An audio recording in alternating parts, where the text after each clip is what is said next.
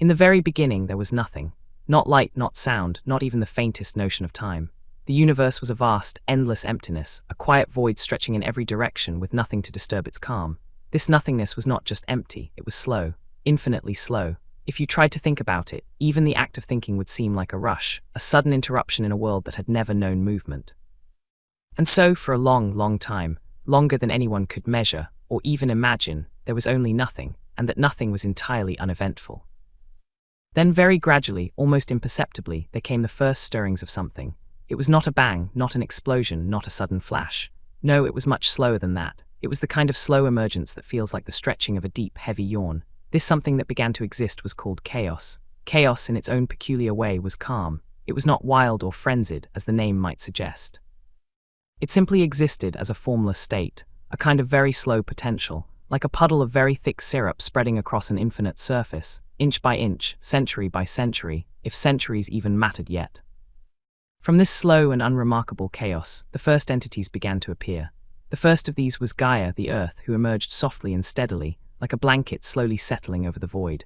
Gaia did not rush to take form. She simply appeared, with every rock, hill and valley forming at a relaxed, measured pace. Mountains rose like someone quietly stacking pillows, rivers trickled into shape as if hesitant to disturb the silence, and forests grew so slowly that each leaf seemed to arrive one at a time, enjoying the quiet and taking its time. After Gaia, very gently, came Uranus, the sky. He stretched above the earth, not suddenly, but gradually, as if testing the air first, ensuring he would not make a sound or create a disturbance. Uranus looked down upon Gaia, and together they became the first quiet family of existence.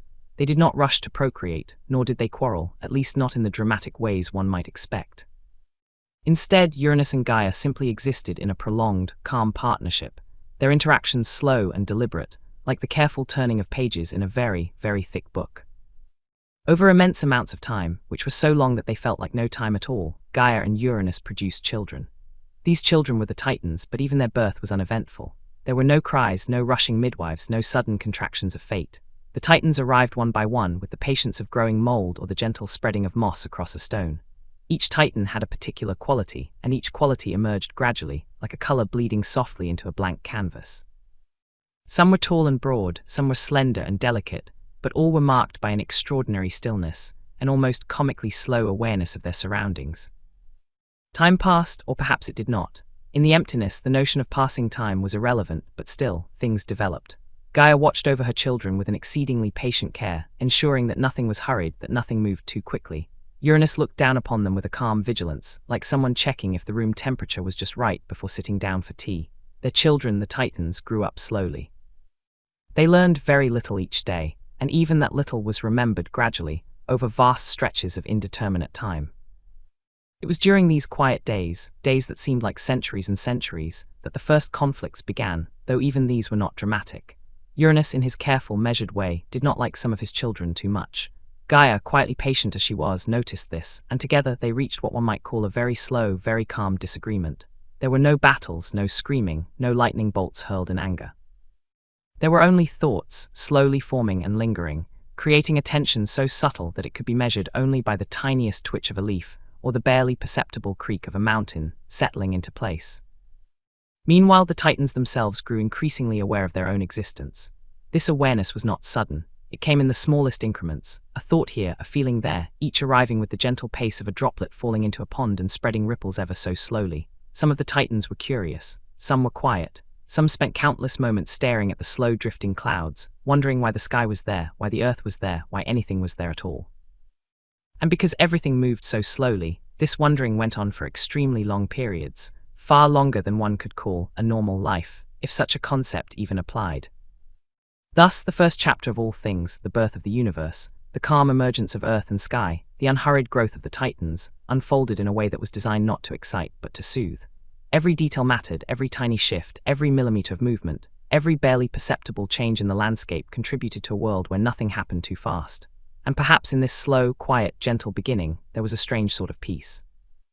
A peace that could lull even the most restless mind towards sleep, for nothing in this beginning demanded attention, nothing demanded action, and nothing demanded excitement. And so, chaos, Gaia, Uranus, and the Titans existed in this soft, slow, and unremarkable harmony. A harmony that stretched endlessly, a harmony that could make the most wide-awake observer grow drowsy, nodding off as the vast emptiness and measured emergence of life continued. And thus in this gentle, boring, utterly calm way, the universe took its first, sleepy steps. After the slow, measured emergence of Gaia, the Earth, and Uranus, the sky, a gentle rhythm settled over the universe. Everything moved at an unhurried pace, and the quietness was almost tangible, like the weight of a thick, warm blanket pressing softly against a still body. Gaia, sprawling across the infinite void, felt every mountain, every valley, and every river grow gradually beneath her. Uranus, stretching above her, remained motionless for long stretches of time, watching the Earth with the patience of someone who does not mind waiting indefinitely. Eventually, Gaia and Uranus decided that it might be pleasant to have children. And so slowly, the first of their children began to take form. These were the Titans. But even the act of giving birth to Titans was not dramatic. There were no loud cries, no sudden bursts of energy, no spectacular flashes of light. Instead, one by one, the Titans simply appeared, as if Gaia and Uranus were painting them onto the universe with very slow, deliberate strokes. First came Oceanus, the Titan of the rivers, whose flowing waters seemed almost hesitant to move too quickly. Then Coeus, who was thoughtful and slow in all his gestures.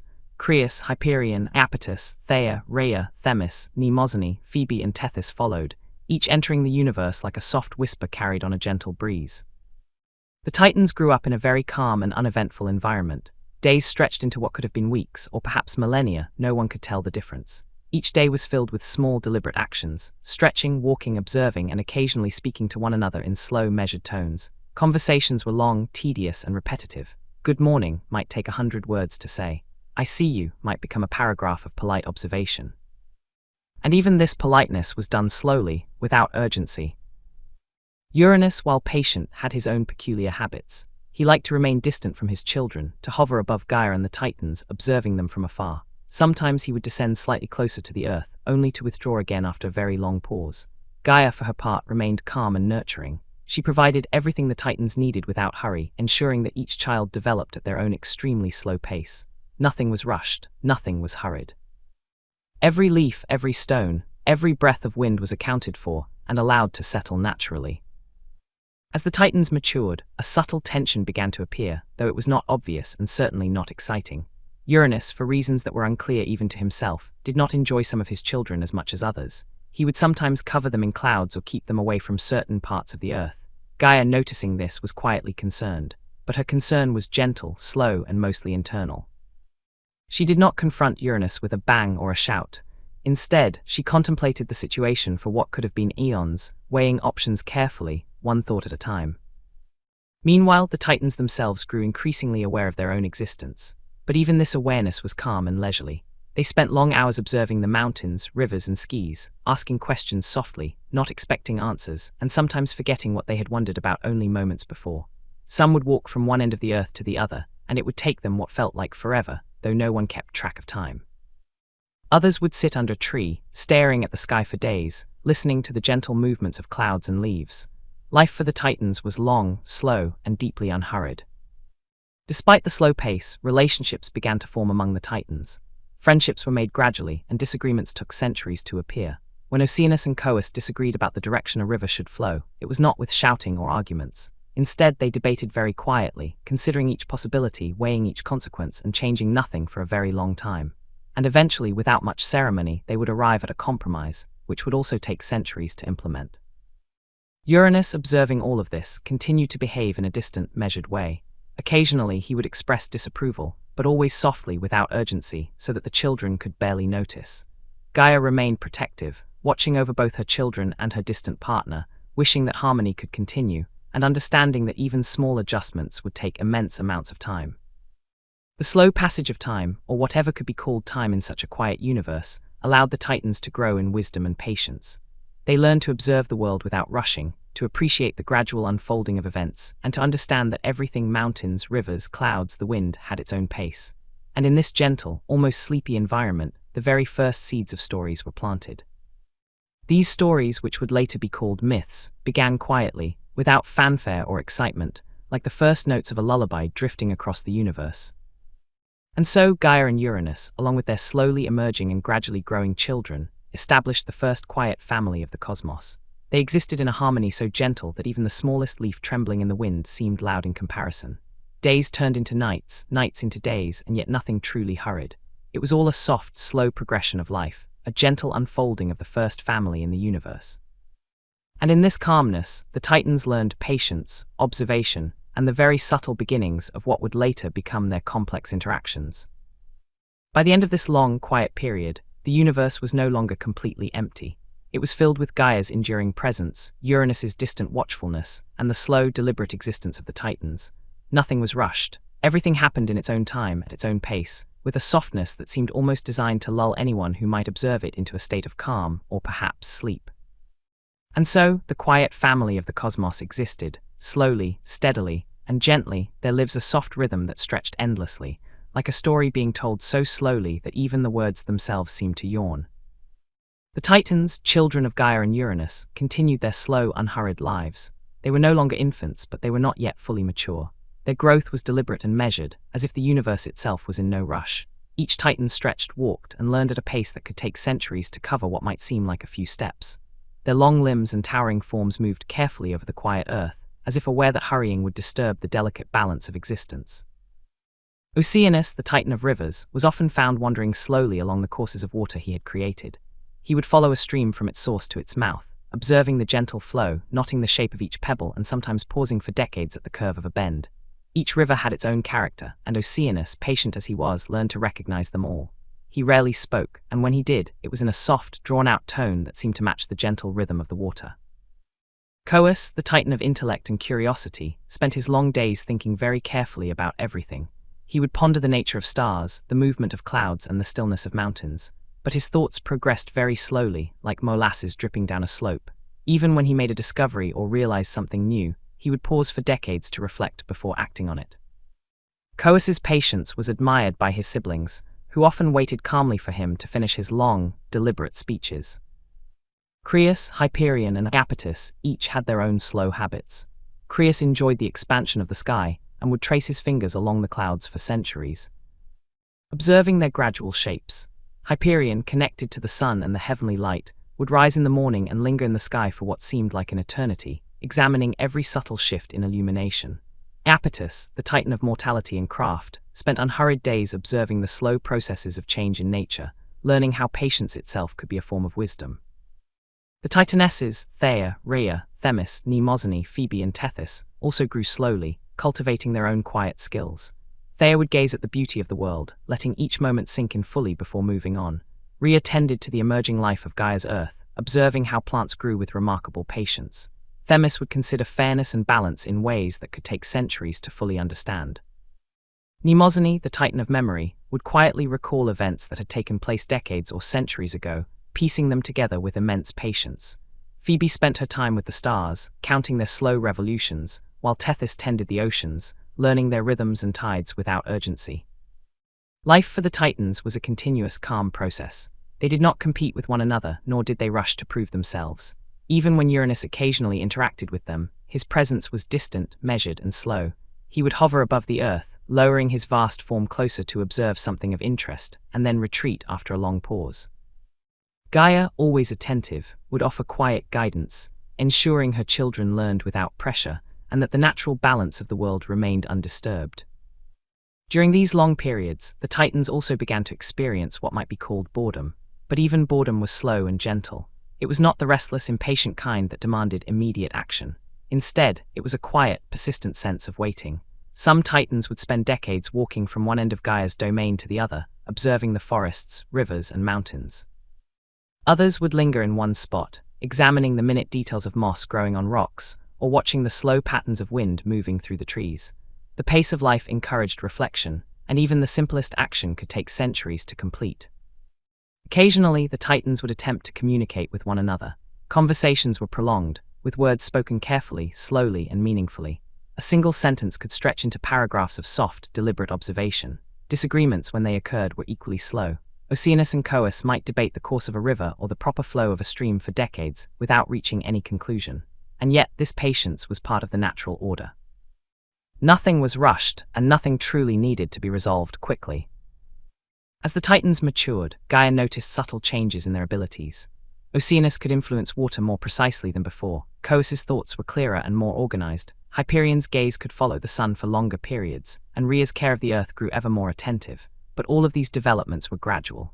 Each improvement unfolded slowly, over decades, then centuries, and sometimes millennia. Gaia observed everything with calm satisfaction, while Uranus continued to maintain his distant, measured watch. The slow growth of the Titans also allowed them to become aware of the vast emptiness beyond the earth and sky. They would occasionally wander to the edges of Gaia's domain, gazing at the quiet, dark expanse of chaos beyond. It was a place without form, without urgency, and without disturbance. Some Titans found it comforting, others were contemplative, letting the stillness of chaos seep into their thoughts. Even in their curiosity, they moved slowly, testing boundaries in measured steps, pausing frequently to consider every action before taking it. And so, the Titans grew up in this tranquil, unhurried universe. They learned patience, observation, and self-awareness through their slow, deliberate existence. Life was calm, steady, and gentle, as though the universe itself had decided that rushing was unnecessary. Even the simplest act, walking, speaking, thinking, became an opportunity for careful reflection. The quiet harmony among the Titans created a foundation for the events that would follow, a slow, deliberate preparation for the stories and interactions that would shape the early cosmos. And in this way, the Titans' lives moved forward at a pace that seemed endless, but perfectly suited for the calm, boring, and sleep-inducing rhythms of the universe. Each day was long, each thought was measured, each step was deliberate, and the soft, patient unfolding of their existence continued, as gentle and unhurried as the first whispers of wind across a sleeping mountain. Among the Titans, there was one who moved more deliberately than all the others, whose patience seemed almost endless, and whose calmness could lull even the most restless observer into a quiet trance. This was Kronos, the youngest son of Gaia and Uranus. Kronos was not particularly loud, nor was he especially ambitious at first. He spent long hours wandering the quiet expanses of Earth, observing his siblings, the slow rivers, and the mountains that rose gradually under Gaia's watchful care. Every movement he made was slow and intentional, and every thought lingered before taking shape. Kronos, like all the Titans, grew up gradually, learning the ways of the world at a pace that might have seemed unbearably slow to anyone accustomed to speed. He watched as Oceanus traced the rivers, as Coeus pondered the stars, and as Hyperion followed the sun's gentle rise and fall across the horizon. Kronos, however, had a peculiar curiosity about the interactions within his own family. He noticed that Uranus, their father, had a habit of keeping some of the Titans closer to him than others. This, Kronos decided, was something to consider very carefully. Not immediately, of course, there was no rush in his thoughts, but slowly, over long periods, he reflected on the dynamics between parents and children. One quiet day, or perhaps many quiet days, Kronos became aware of a prophecy whispered by Gaia. She spoke softly, over long stretches of time, about the dangers of Uranus's distant oversight. According to the slow, gentle words of Gaia, one day, a child of Uranus might seek to take control, to change the balance of the universe in a careful, measured way. Kronos listened to these words over countless hours, letting them sink into his mind as gradually as a river seeps into stone. There was no panic, no urgency, only a patient consideration of what this might mean in the future. And so Kronos, in his calm, deliberate fashion, began to plan, but even his planning was slow. He did not act hastily or with sudden force. Instead, he observed, waited, and moved only when absolutely necessary. When the time eventually arrived, though it was not sudden, nor dramatic, Kronos approached Uranus with a careful, almost sleepy determination. He used subtle means to change the balance of their relationship, adjusting things gradually over days, weeks, or perhaps centuries. Each action was measured and unhurried, like shifting a mountain stone ever so slightly, and waiting to see the effect. The most peculiar and famously slow-moving aspect of Kronos' character was his method of ensuring his own security. He had learned, through the gentle whispers of Gaia, that there was a risk his own children might one day act against him as he had acted against Uranus. And so Kronos developed a peculiar habit. Whenever one of his children was born, he swallowed it. But even this act, as dreadful as it might sound in stories told by others, was executed in a slow, measured way. He did not rush, he did not panic. He merely took each child, one by one, and allowed it to disappear within him, a process so deliberate that it could have lulled the onlooker to sleep. The first of Kronos' children came quietly into the world. There was no shouting, no cries, no tears, at least not in any immediate or hurried sense. Each child arrived, took its first tiny breaths, and was then swallowed by the careful, patient Kronos. This went on, child after child, each disappearing as softly as a leaf falling into a calm river. The process was methodical, predictable, and profoundly slow, the kind of story that, when told aloud, could make anyone nod off halfway through. Rhea, Kronos' partner, watched this with a quiet, concerned patience. She did not rush. She did not react suddenly. Instead, she observed, thought, and waited for the right moment. And one day, after many long, slow births, she devised a plan of her own. When her youngest child was born, the one who would eventually be called Zeus, Rhea acted carefully. She wrapped the infant in blankets and placed a large, unsuspecting stone in Kronos' hands. Kronos, moving slowly as always, swallowed the stone, thinking it was the child. And thus, Rhea quietly, patiently, and deliberately hid Zeus away in a distant, peaceful cave where he could grow without disturbance. Life continued in this slow, measured way. Kronos maintained his careful routine, unaware at first that his youngest child had been spared. The other Titans went about their long, calm lives, observing rivers, stars, and mountains, while Kronos continued to swallow the occasional child with unhurried deliberation. Time itself seemed to stretch, bending to the slow rhythm of the Titans' existence. Even the mountains, which had once seemed eternal, seemed to move just a little more slowly in response to Kronos' deliberate packing. And yet, for all his calmness and methodical behavior, there was a quiet tension that lingered in the universe. The slow growth of Zeus, hidden safely away, would one day challenge the carefully constructed order that Kronos had established. But for now, everything remained calm, soft, and predictable. The Titans moved at their own deliberate pace. Gaia watched patiently, Uranus hovered distantly, and Kronos continued his methodical routine, swallowing children one by one, never hurrying, never rushing, never breaking the gentle, sleepy rhythm of the cosmos. Thus, the legend of Kronos, the calm Titan who swallowed everything, was established. It was a tale not of violent upheaval or sudden action, but of slow, deliberate motions and measured decisions. Every swallow, every thought, every movement stretched time, giving the universe a gentle, sleepy cadence. And in this way, the slow unfolding of events continued, preparing the stage for the quiet rise of a child who would one day alter the course of all things, but for now, remained hidden in the patient, unhurried universe.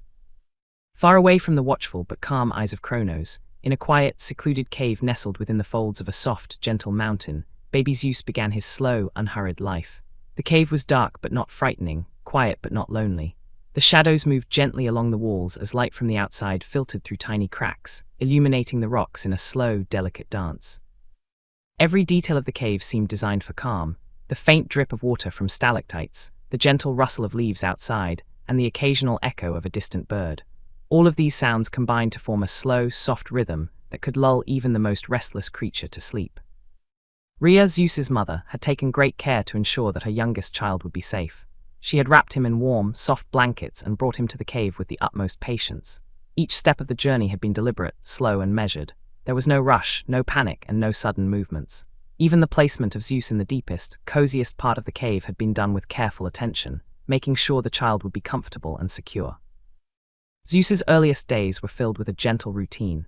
He drank his milk at intervals that were measured with the patience of someone watching the growth of a tree. He slept for long, undisturbed stretches, his tiny breaths rising and falling like the gentle rhythm of waves on a calm sea. He occasionally made soft noises, tiny, slow coos that barely disturbed the quiet of the cave, and the creatures who cared for him would respond in equally soft, gentle tones. These creatures were not ordinary, nor were they particularly heroic. They were nymphs, whose lives were as calm and measured as the cave itself. They tended to Zeus with quiet devotion, whispering lullabies that were long, repetitive, and soothing. They fed him, changed him, and comforted him in a way that emphasized slowness and patience. Every action, every word, and every movement was done without haste, creating a rhythm that filled the cave with a profound sense of calm and gentle stability. As the years passed, Zeus began to grow slowly, as all things in this universe did. His muscles strengthened, but at a gradual pace. His mind became aware of his surroundings, but each new understanding arrived with the careful deliberation of someone pondering the movement of clouds. Even when he crawled or later took his first tentative steps, they were slow and deliberate, as if he were testing the ground, ensuring that nothing would rush him or disturb the delicate order of his quiet world. The nymphs who cared for him encouraged this gentle approach. They would let him explore the cave, examining each stone, each pool of water, and each crack in the walls at his own pace. When Zeus discovered a particularly shiny pebble or a slow-moving insect, the nymphs would watch patiently, never urging him forward, never pushing him to hurry. Every discovery was savored slowly, carefully, and with full attention. Outside the cave, time continued to stretch slowly. Kronos, unaware of his youngest child, maintained his calm routine, swallowing each of his other children without urgency. The rest of the Titans went about their long, measured lives, observing rivers, mountains, and the skies with the same patient attention as always. Nothing outside the cave moved faster than it needed to. and the universe maintained a quiet, almost hypnotic rhythm. Within the cave, Zeus learned small lessons from the gentle rhythms of life around him. He noticed how water dripped slowly from stalactites, forming tiny puddles that merged into larger pools over centuries. He observed how the nymphs moved with careful precision, performing even the simplest tasks with deliberate attention. He learned that patience and observation could reveal the world in ways that haste could never provide. Occasionally, Zeus would hear faint echoes from the world outside, the distant rumble of a river, the soft rustle of leaves, or the occasional call of a bird.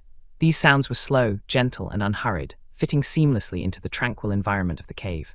The echoes reminded him that there was a larger world beyond his immediate surroundings, a world where titans and other beings moved at their own deliberate pace. Yet even this larger world seemed distant, unthreatening, and entirely in harmony with the slow rhythm of his days. As Zeus grew older, he began to develop qualities that would one day make him the king of the gods, though at this stage they were subtle and quiet. He was curious but not impulsive. He was aware of his surroundings but not restless. He had strength, but it was slow building, deliberate and measured. Everything about him reflected the calm, patient environment in which he had been raised. And while the rest of the universe carried on in its own sleepy rhythm, the seeds of a leader were growing quietly within the soft confines of a cave. And so the days continued, each blending seamlessly into the next. Zeus drank, slept, played, and explored in the most gentle way imaginable. The cave, the nymphs, and the slow rhythm of life provided a perfect environment for him to grow, unnoticed by Cronos, who continued his methodical swallowing of children elsewhere. The soft, repetitive actions, the careful attention to detail, and the long stretches of quiet observation created a world that was both boring and soothing, perfect for nurturing the future ruler of the gods.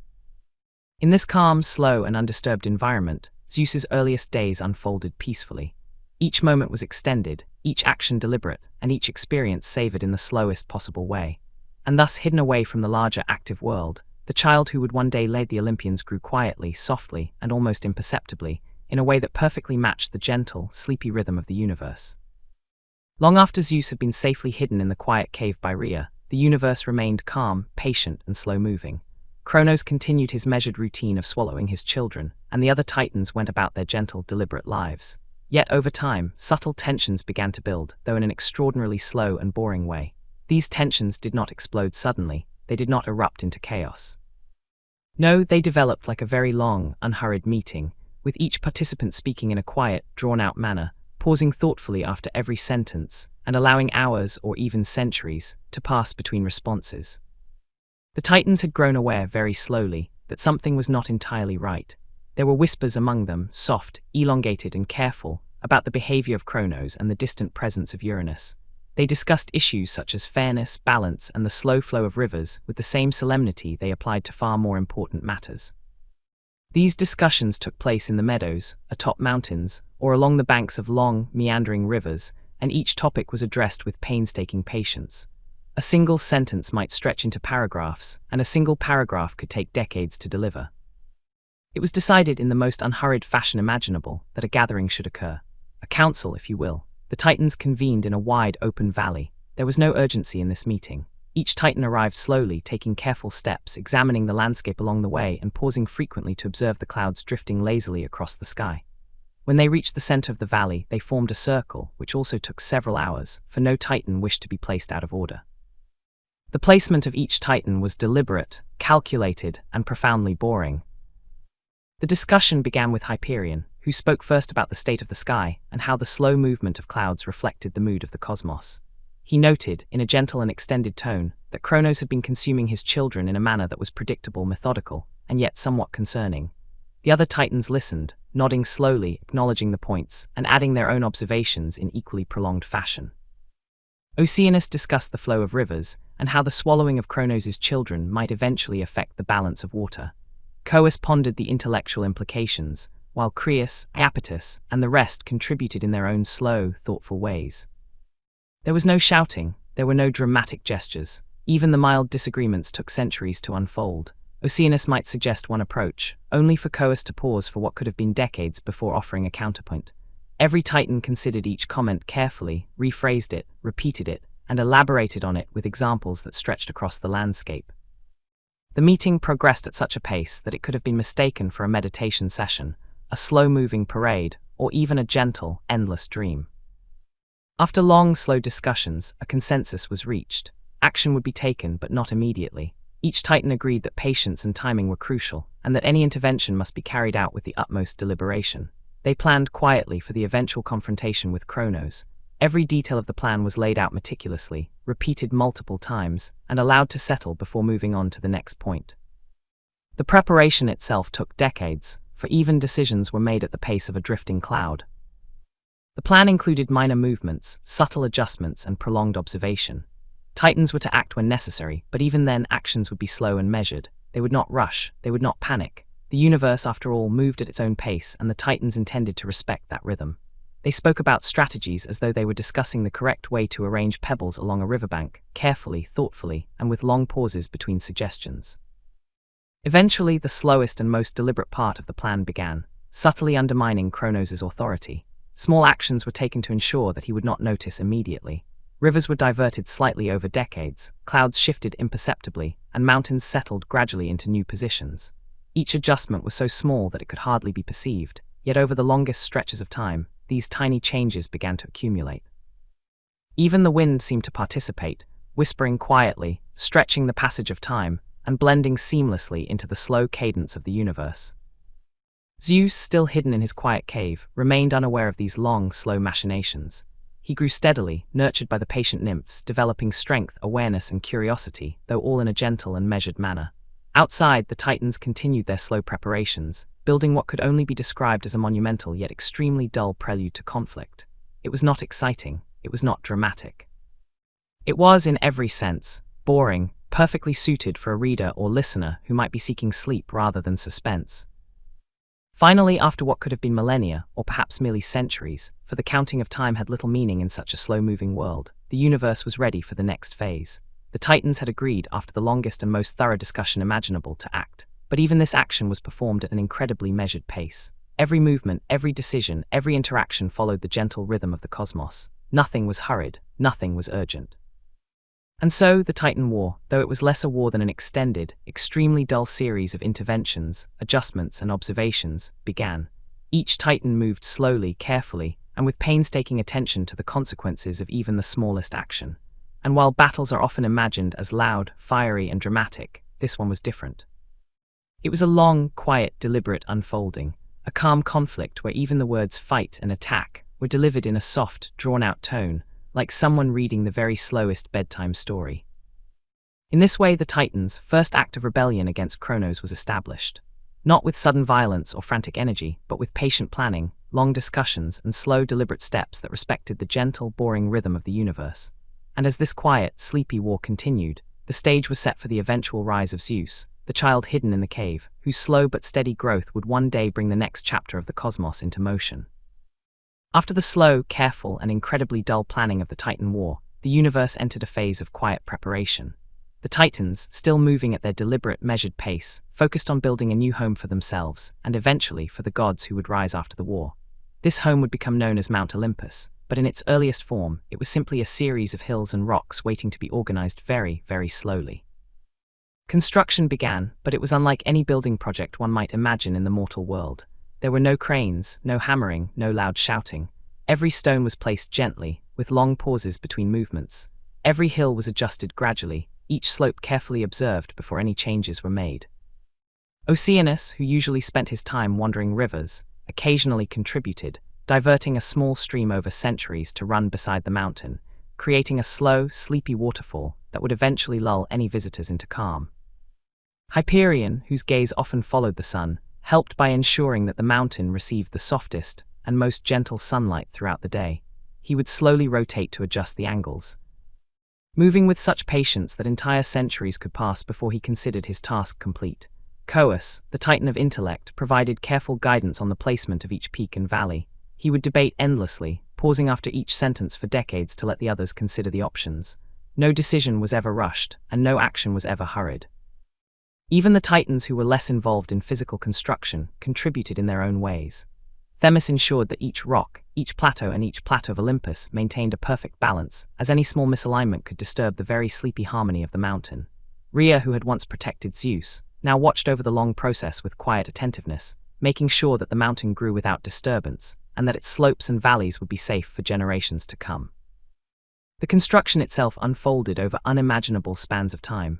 Rocks were moved inch by inch, hills were elevated by millimeters, valleys were formed with extreme care. Every task was accompanied by a thoughtful pause, often lasting decades or even centuries, allowing the Titans to observe the effects of their actions before proceeding.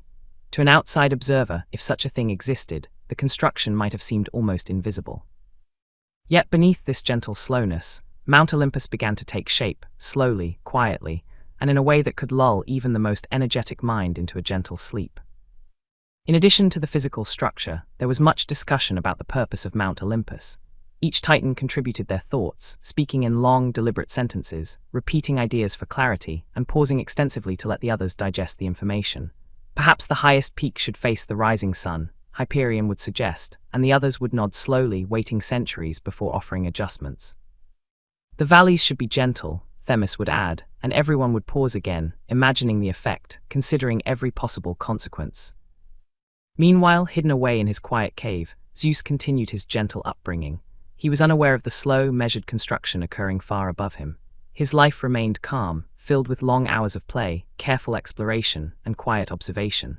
The nymphs who tended him continued to whisper soft lullabies, guiding his development at a measured pace.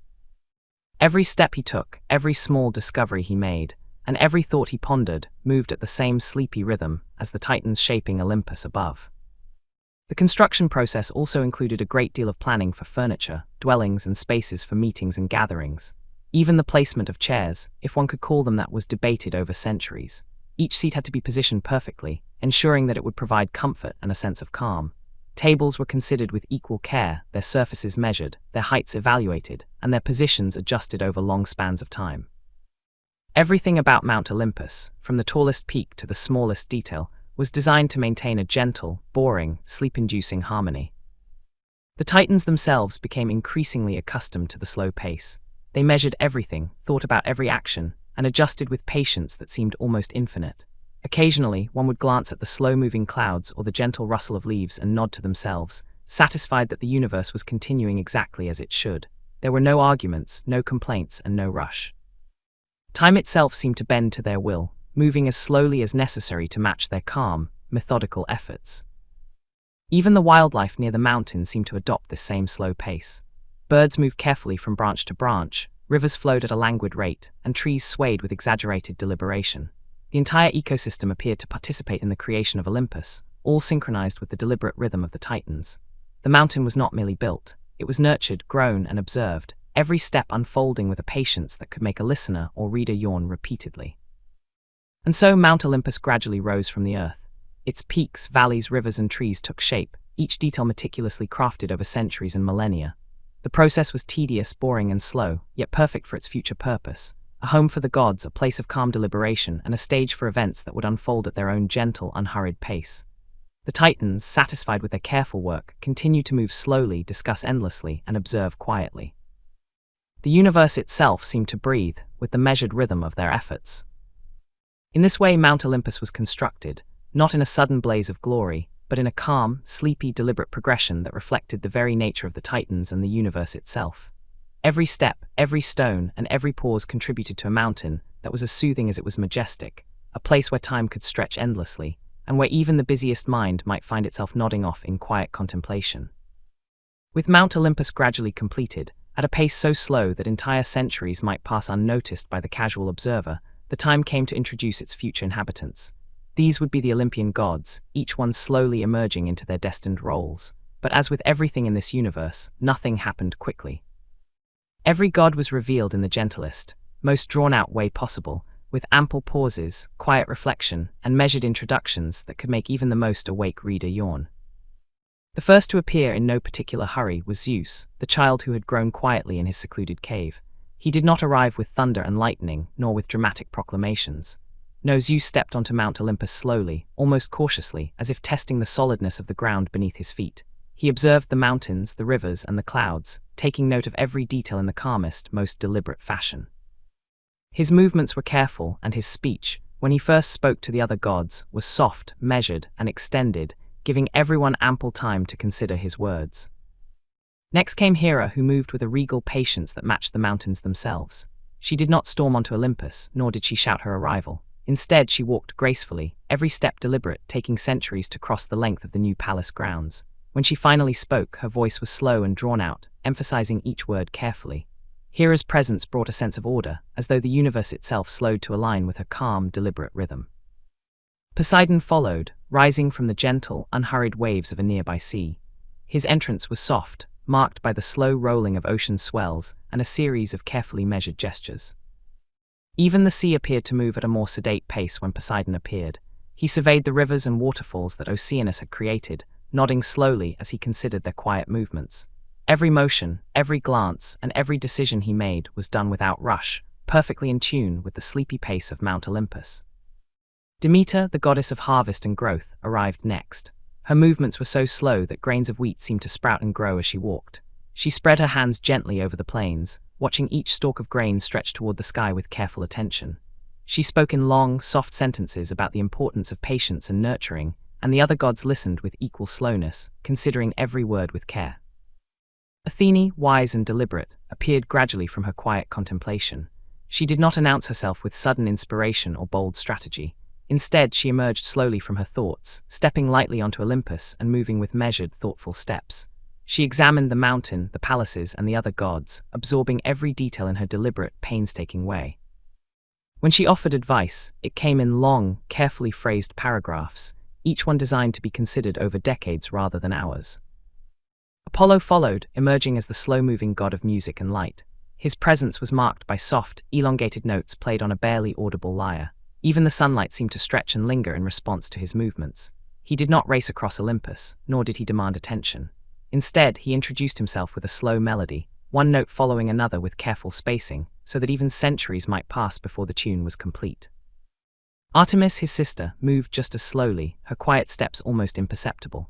She walked across the mountain with gentle, elongated movements, accompanied by the faint rustle of leaves and the occasional soft whistle of wind. Her bow, carried delicately across her back, was never drawn in haste. She observed the forests and the valleys below, allowing herself to absorb every detail, reflecting on each discovery in measured thought.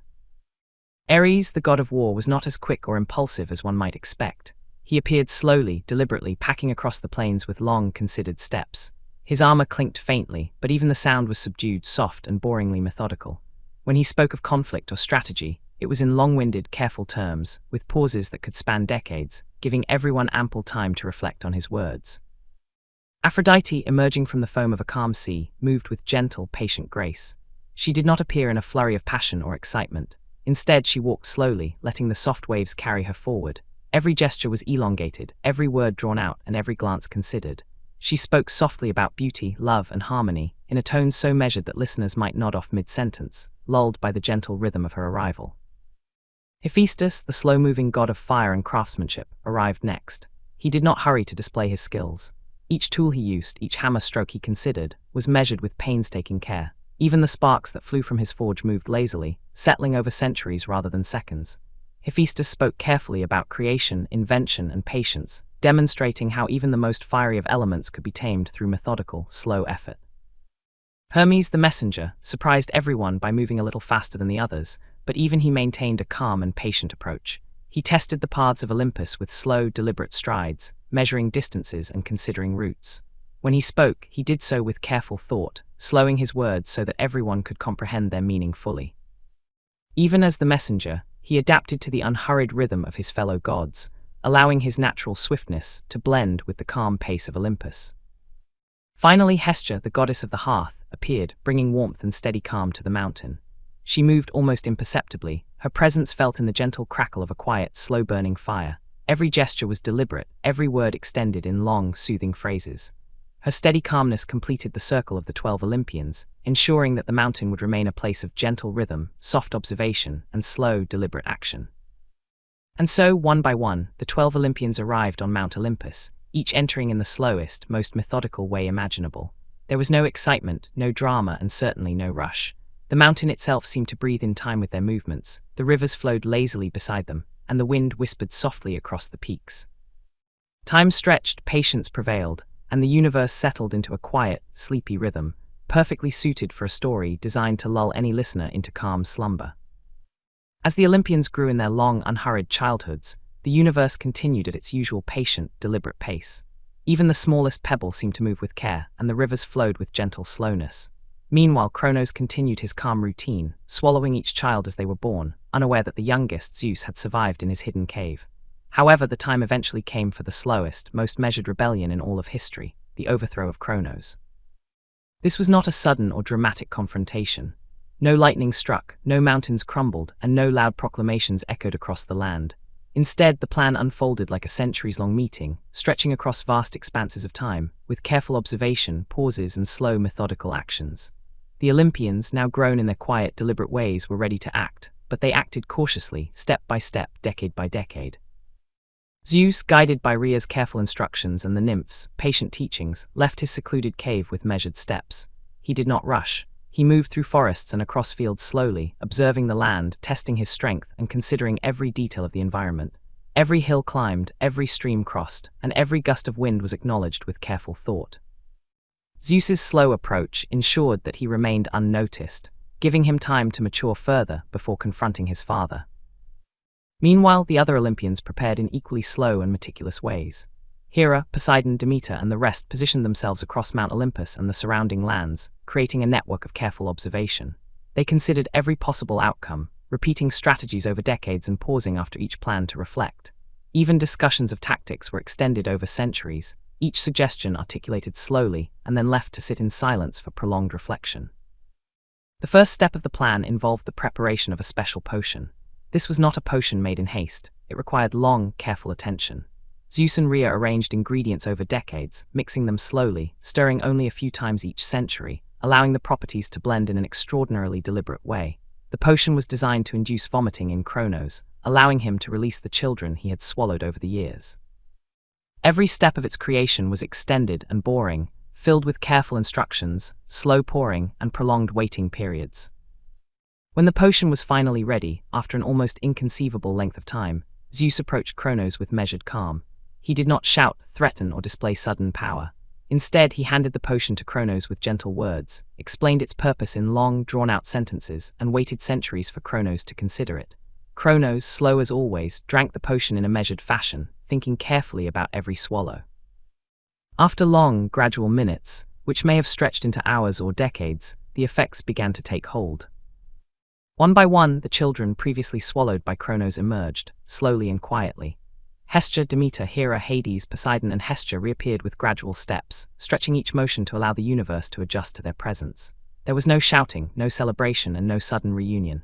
Instead, each child was released deliberately, moving slowly from Kronos' presence to stand quietly beside Zeus. The process was long, boring, and profoundly gentle. Once reunited, the Olympians prepared to confront Kronos directly. Even this confrontation was not dramatic. There was no war, no destruction, and no sudden bursts of energy. Instead, the Olympians coordinated their actions over decades.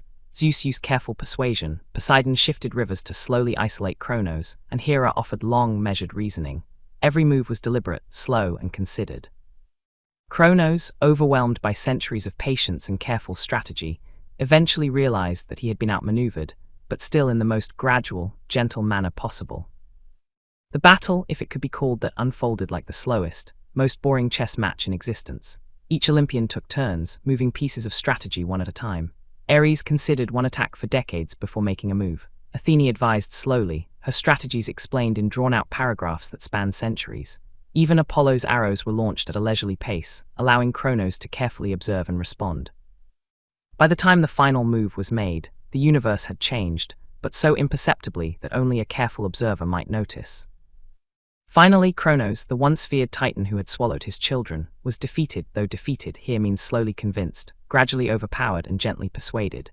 He was not hurled into the underworld with force. Rather, he was guided there with patient hands and careful words, each step measured to avoid sudden movement or disruption. The Olympians, united and calm, completed their long, boring plan with the utmost care. With Kronos overthrown, the Olympians assumed their positions of power. But even then, there was no rush to rule. No immediate exercise of strength or authority. Zeus took his time establishing leadership, consulting slowly with each sibling and allowing each decision to stretch across decades.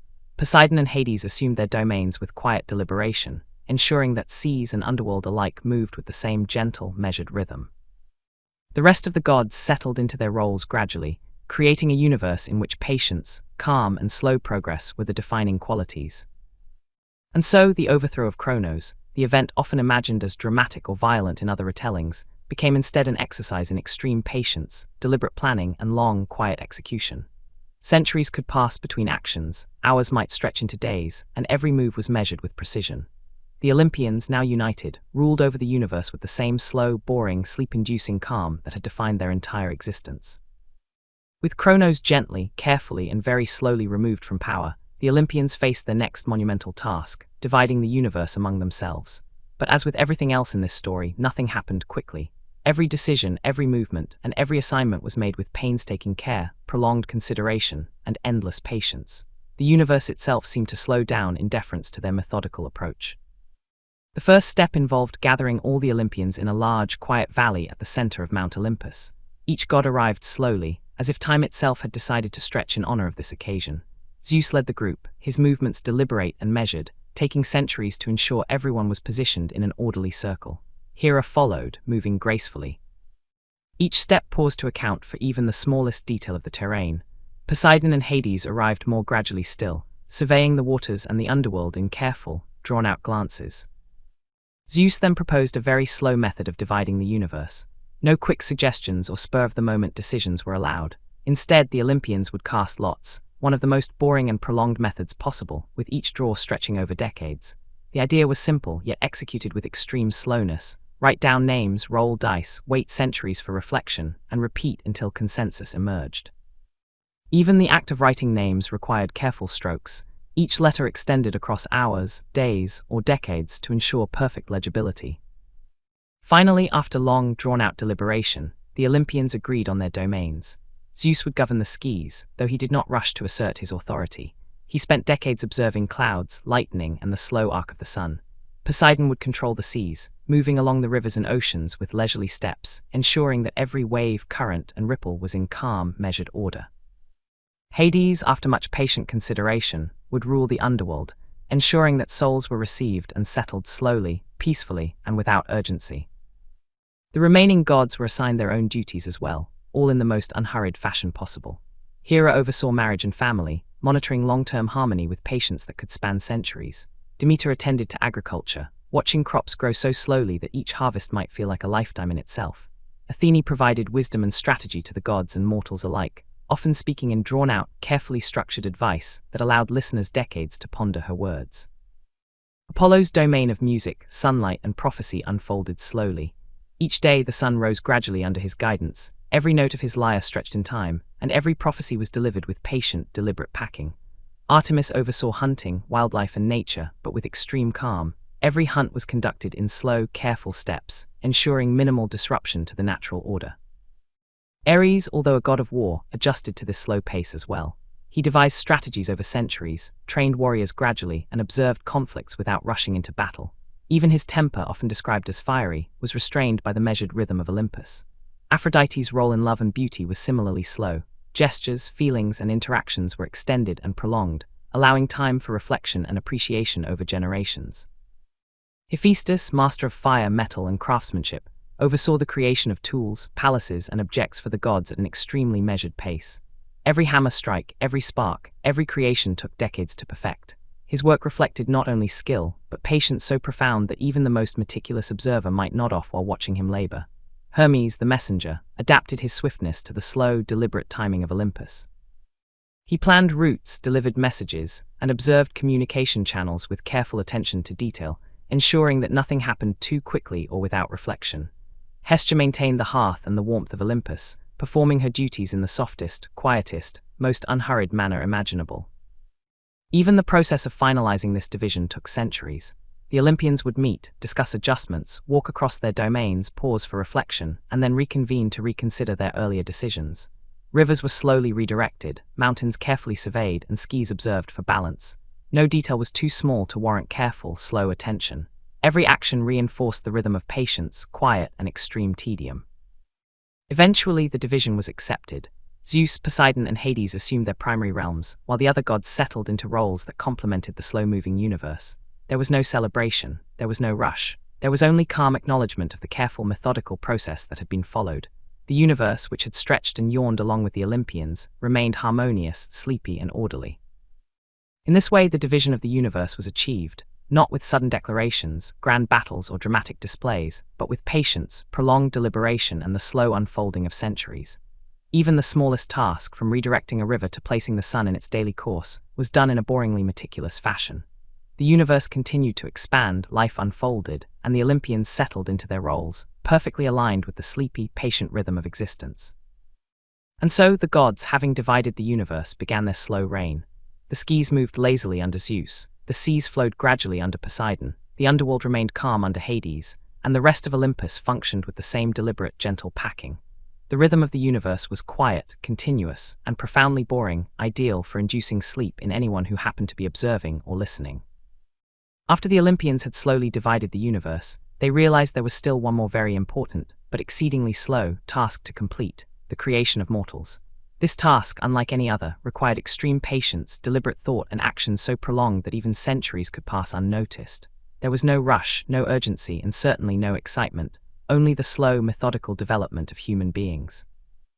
The idea came gradually through the softest, most drawn-out discussions. Prometheus, who was quietly clever even by the standards of Olympus, suggested that mortals would need form, purpose, and time to grow. The gods considered his proposal slowly. They paused, reflected, and debated over centuries, evaluating every possibility. Should mortals have fire? Should they farm? Should they have speech?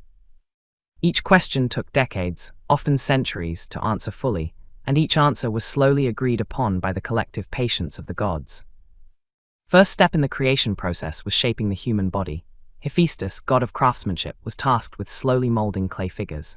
Each figure was worked on over decades, inch by inch, finger by finger, carefully adjusting limbs, facial features, and posture. Every movement was deliberate. No detail was too small to be considered. The gods would pause intermittently, stepping back to observe the forms they had so slowly constructed, debating for centuries whether the proportions were correct. Prometheus contributed the spark of life, but even this was not delivered suddenly. He approached the figures with careful, extended gestures. He breathed gently into each clay form, pausing centuries between breaths, ensuring that the life he imparted was stable, deliberate, and consistent. The mortals began to move, slowly at first, as if testing the new sensations in their bodies, taking decades to learn to stand, stretch, and walk properly. The next step involved teaching them skills. Demeter took charge of agriculture, but her lessons were extended across centuries. She would show mortals how to plant a single seed, then pause for decades to allow the plant to grow. She would demonstrate irrigation, then wait for rivers and streams to adjust gradually. By the time a single harvest was fully understood, entire generations had been introduced to the concept in slow, patient succession.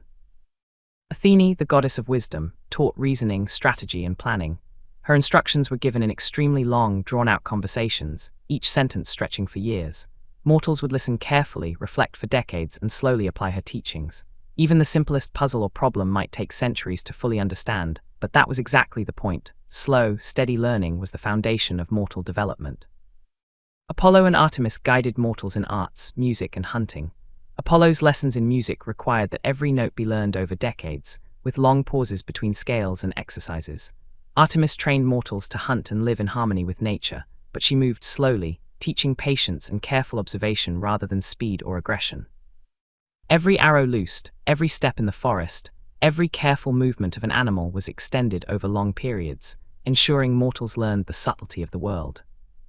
Hephaestus, continuing his work, created tools and fire for mortals. But again, nothing was rushed. Mortals learned to use a hammer, forge metal, and control flames at an almost glacial pace. Every spark, every strike, and every tiny adjustment was followed by long periods of observation, reflection, and repetition. Fire itself became a lesson in patience, as Prometheus guided them slowly, ensuring that each mortal respected the power and responsibility it represented. Hermes, even as a swift messenger god, adjusted to the slow pace. He taught mortals communication, travel, and trade, but his instructions were intentionally extended. Letters, messages, and signals were introduced gradually, with decades passing between lessons.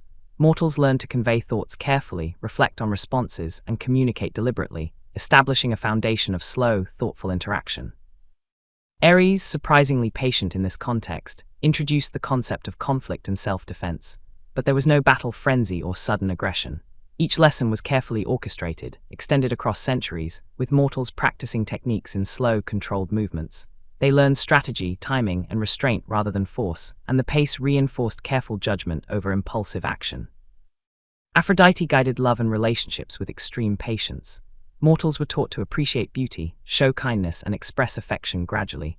Every gesture, glance, and word was explained slowly, ensuring that feelings were carefully considered and expressed in a gentle, unhurried manner. Even the passing of romantic attraction was extended over long periods, teaching mortals that love, like all else, required patience. Hestia, maintaining her hearth, taught the importance of home, warmth, and domestic stability. Mortals learned to cook, light fires, and maintain their living spaces slowly and methodically.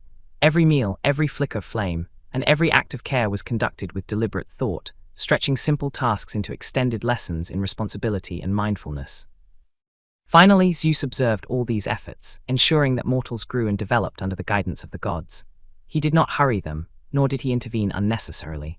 The growth of mortals was intended to be slow, unhurried, and profoundly boring to anyone not focused on the extended timeline of their education. Each mortal generation followed the lessons of the gods over centuries, absorbing skills, knowledge, and values with patience that rivaled even the slowest rivers. In this way, the creation of mortals was completed, not in days, weeks, or even years, but in long, continuous epochs of calm, measured instruction. Every skill, every gesture, every step of learning was extended across vast spans of time. Mortals gradually learned to stand, speak, work, love, and live under the careful supervision of the Olympians. The universe continued its unhurried pace, and the story of mortals, like everything else in Greek mythology, became a slow, sleep-inducing tale of patience, reflection, and extreme tedium. With mortals finally created and slowly learning their skills over centuries, the universe remained calm, patient, and exceedingly boring. But as time passed, a few special mortals began to stand out. These were the heroes, chosen not because of sudden bravery or extraordinary speed, but because they were patient, careful, and perfectly suited to slow, extended adventures. Their exploits were long, methodical, and, for anyone observing from the outside, almost painfully tedious. The first hero to appear was Heracles. Even his earliest feats were not dramatic bursts of strength, but long, drawn-out efforts. Each labor he performed took decades. When he cleaned the Augean stables, he did not simply rush through the task. Instead, he worked slowly, examining each pile of dirt, methodically redirecting rivers, and pausing frequently to rest. Every movement was deliberate, every action stretched across years. By the time the task was completed, centuries might have passed, ensuring that any observer would feel the slow rhythm of his labor. Next came Theseus, whose journey to Athens was extended in equal measure. He did not dash across the countryside, slay monsters in a single day, or rescue victims in haste. Instead, he carefully planned each leg of his trip, walking slowly, reflecting on every decision, and pausing to consider alternative paths. Each encounter with a villain or obstacle was handled with patience, often requiring months or even decades of strategy, observation, and minor adjustments. The slow pace gave him time to learn, adapt, and grow without unnecessary excitement. Perseus, the slayer of Medusa, also embarked on an extended adventure. Obtaining his weapons, traveling to confront the Gorgon, and returning with her head took centuries rather than weeks. Each step, acquiring the winged sandals, handling the reflective shield, and aiming the sword, was done with extreme care. The journey itself was deliberately uneventful, with frequent pauses to rest, reflect, and plan the next action. Medusa, too, was approached with patience rather than haste, ensuring that the encounter stretched slowly across time. The story of Jason and the Argonauts was even longer. Their quest for the Golden Fleece did not unfold in a week or a month. Each stop along the way, facing minor obstacles, recruiting crew members, navigating rivers, and sailing slowly across seas, took decades. The ship Argo moved at a deliberately slow pace, allowing the heroes to learn patience, navigation, and observation. Even minor adventures, like outsmarting a local king or gently taming a creature, stretched across centuries. The Golden Fleece itself, once obtained, was examined with prolonged reflection before it was even returned to its rightful place. Meanwhile, Odysseus, known for his long journey home, exemplified the slowest adventure of all. Every island he visited, every challenge he faced, and every interaction with gods, mortals, or monsters took decades. The Cyclops was encountered gradually, the Sirens were passed slowly, with extended pauses to reflect on their song, and even the final return to Ithaca was measured, with careful steps to ensure minimal disturbance to the landscape. Time itself seemed to stretch along with Odysseus, emphasizing the unhurried, sleep-inducing rhythm of his story. Heroes like Bellerophon and Atalanta also pursued adventures that were extended over centuries. Bellerophon's taming of Pegasus and battle with the Chimera unfolded slowly, with careful planning, cautious riding, and long pauses to study the terrain. Atalanta, racing and hunting, moved with measured speed, deliberately packing herself, and often taking years to complete seemingly short journeys. Every step, every arrow, and every race was conducted with patience that would make any observer nod off. Even lesser-known heroes participated in slow, drawn-out adventures. Minor quests, disputes, and personal challenges were all approached in the same unhurried manner. Mortals were taught that heroism was not about sudden bravery, explosive power, or dramatic flair. Instead, it was about enduring patience, careful observation, and the ability to persist over centuries.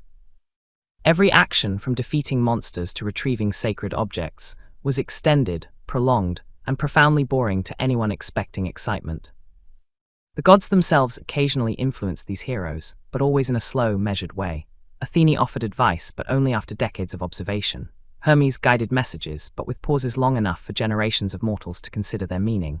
Apollo's prophecies were delivered gradually, allowing heroes to ponder each word for centuries. Even Ares, who might have preferred quick battles, intervened with strategic patience, ensuring that conflict unfolded slowly and deliberately. Through these extended adventures, mortals learned lessons not in hours or days, but in centuries. Patience, endurance, reflection, and careful decision-making became the hallmark of heroic life. Every challenge, no matter how small, was an opportunity to practice calm, measured action. Success was defined not by speed or drama, but by the ability to persist with extreme patience and thoughtfulness. And so, the heroes of Greek mythology undertook their long, slow adventures, stretching time in ways that few could imagine. Mountains were crossed, rivers navigated, monsters defeated, and quests completed, all at a pace so deliberate that even the most energetic mind would struggle to stay awake. The rhythm of these stories matched the calm, unhurried flow of Olympus itself, creating a universe where heroism, patience, and sleep-inducing tedium reigned supreme. With heroes undertaking their long, drawn-out adventures, the Olympian gods occasionally turned their attention to mortals. But even divine intervention followed the same deliberate, patient, and sleep-inducing rhythm that had defined the universe since the beginning. Nothing happened quickly. Nothing happened suddenly. Every interaction, every favor, every punishment was extended, stretched across decades, and often included long pauses for reflection.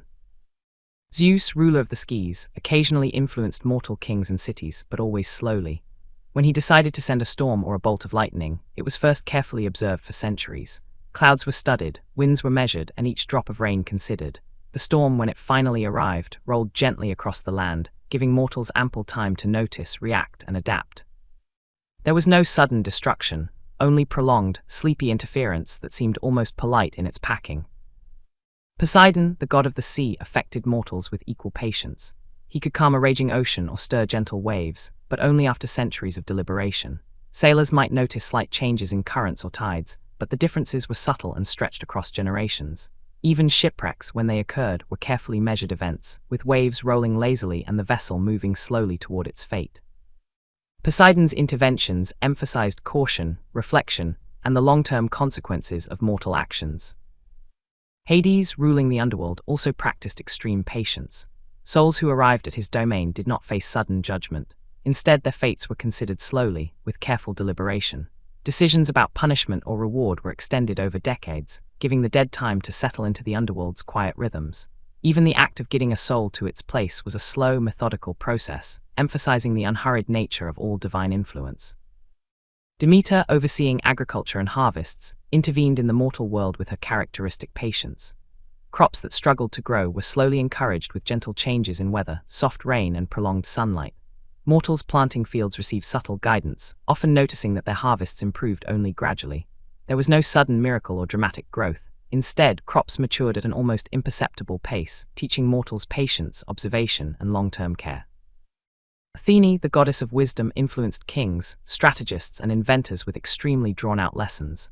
Her guidance came in long, measured discussions, each point carefully explained, followed by extended pauses allowing mortals decades to reflect.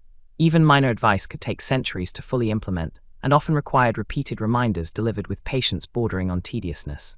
Her interventions taught careful planning, slow problem-solving, and the virtue of thinking before acting.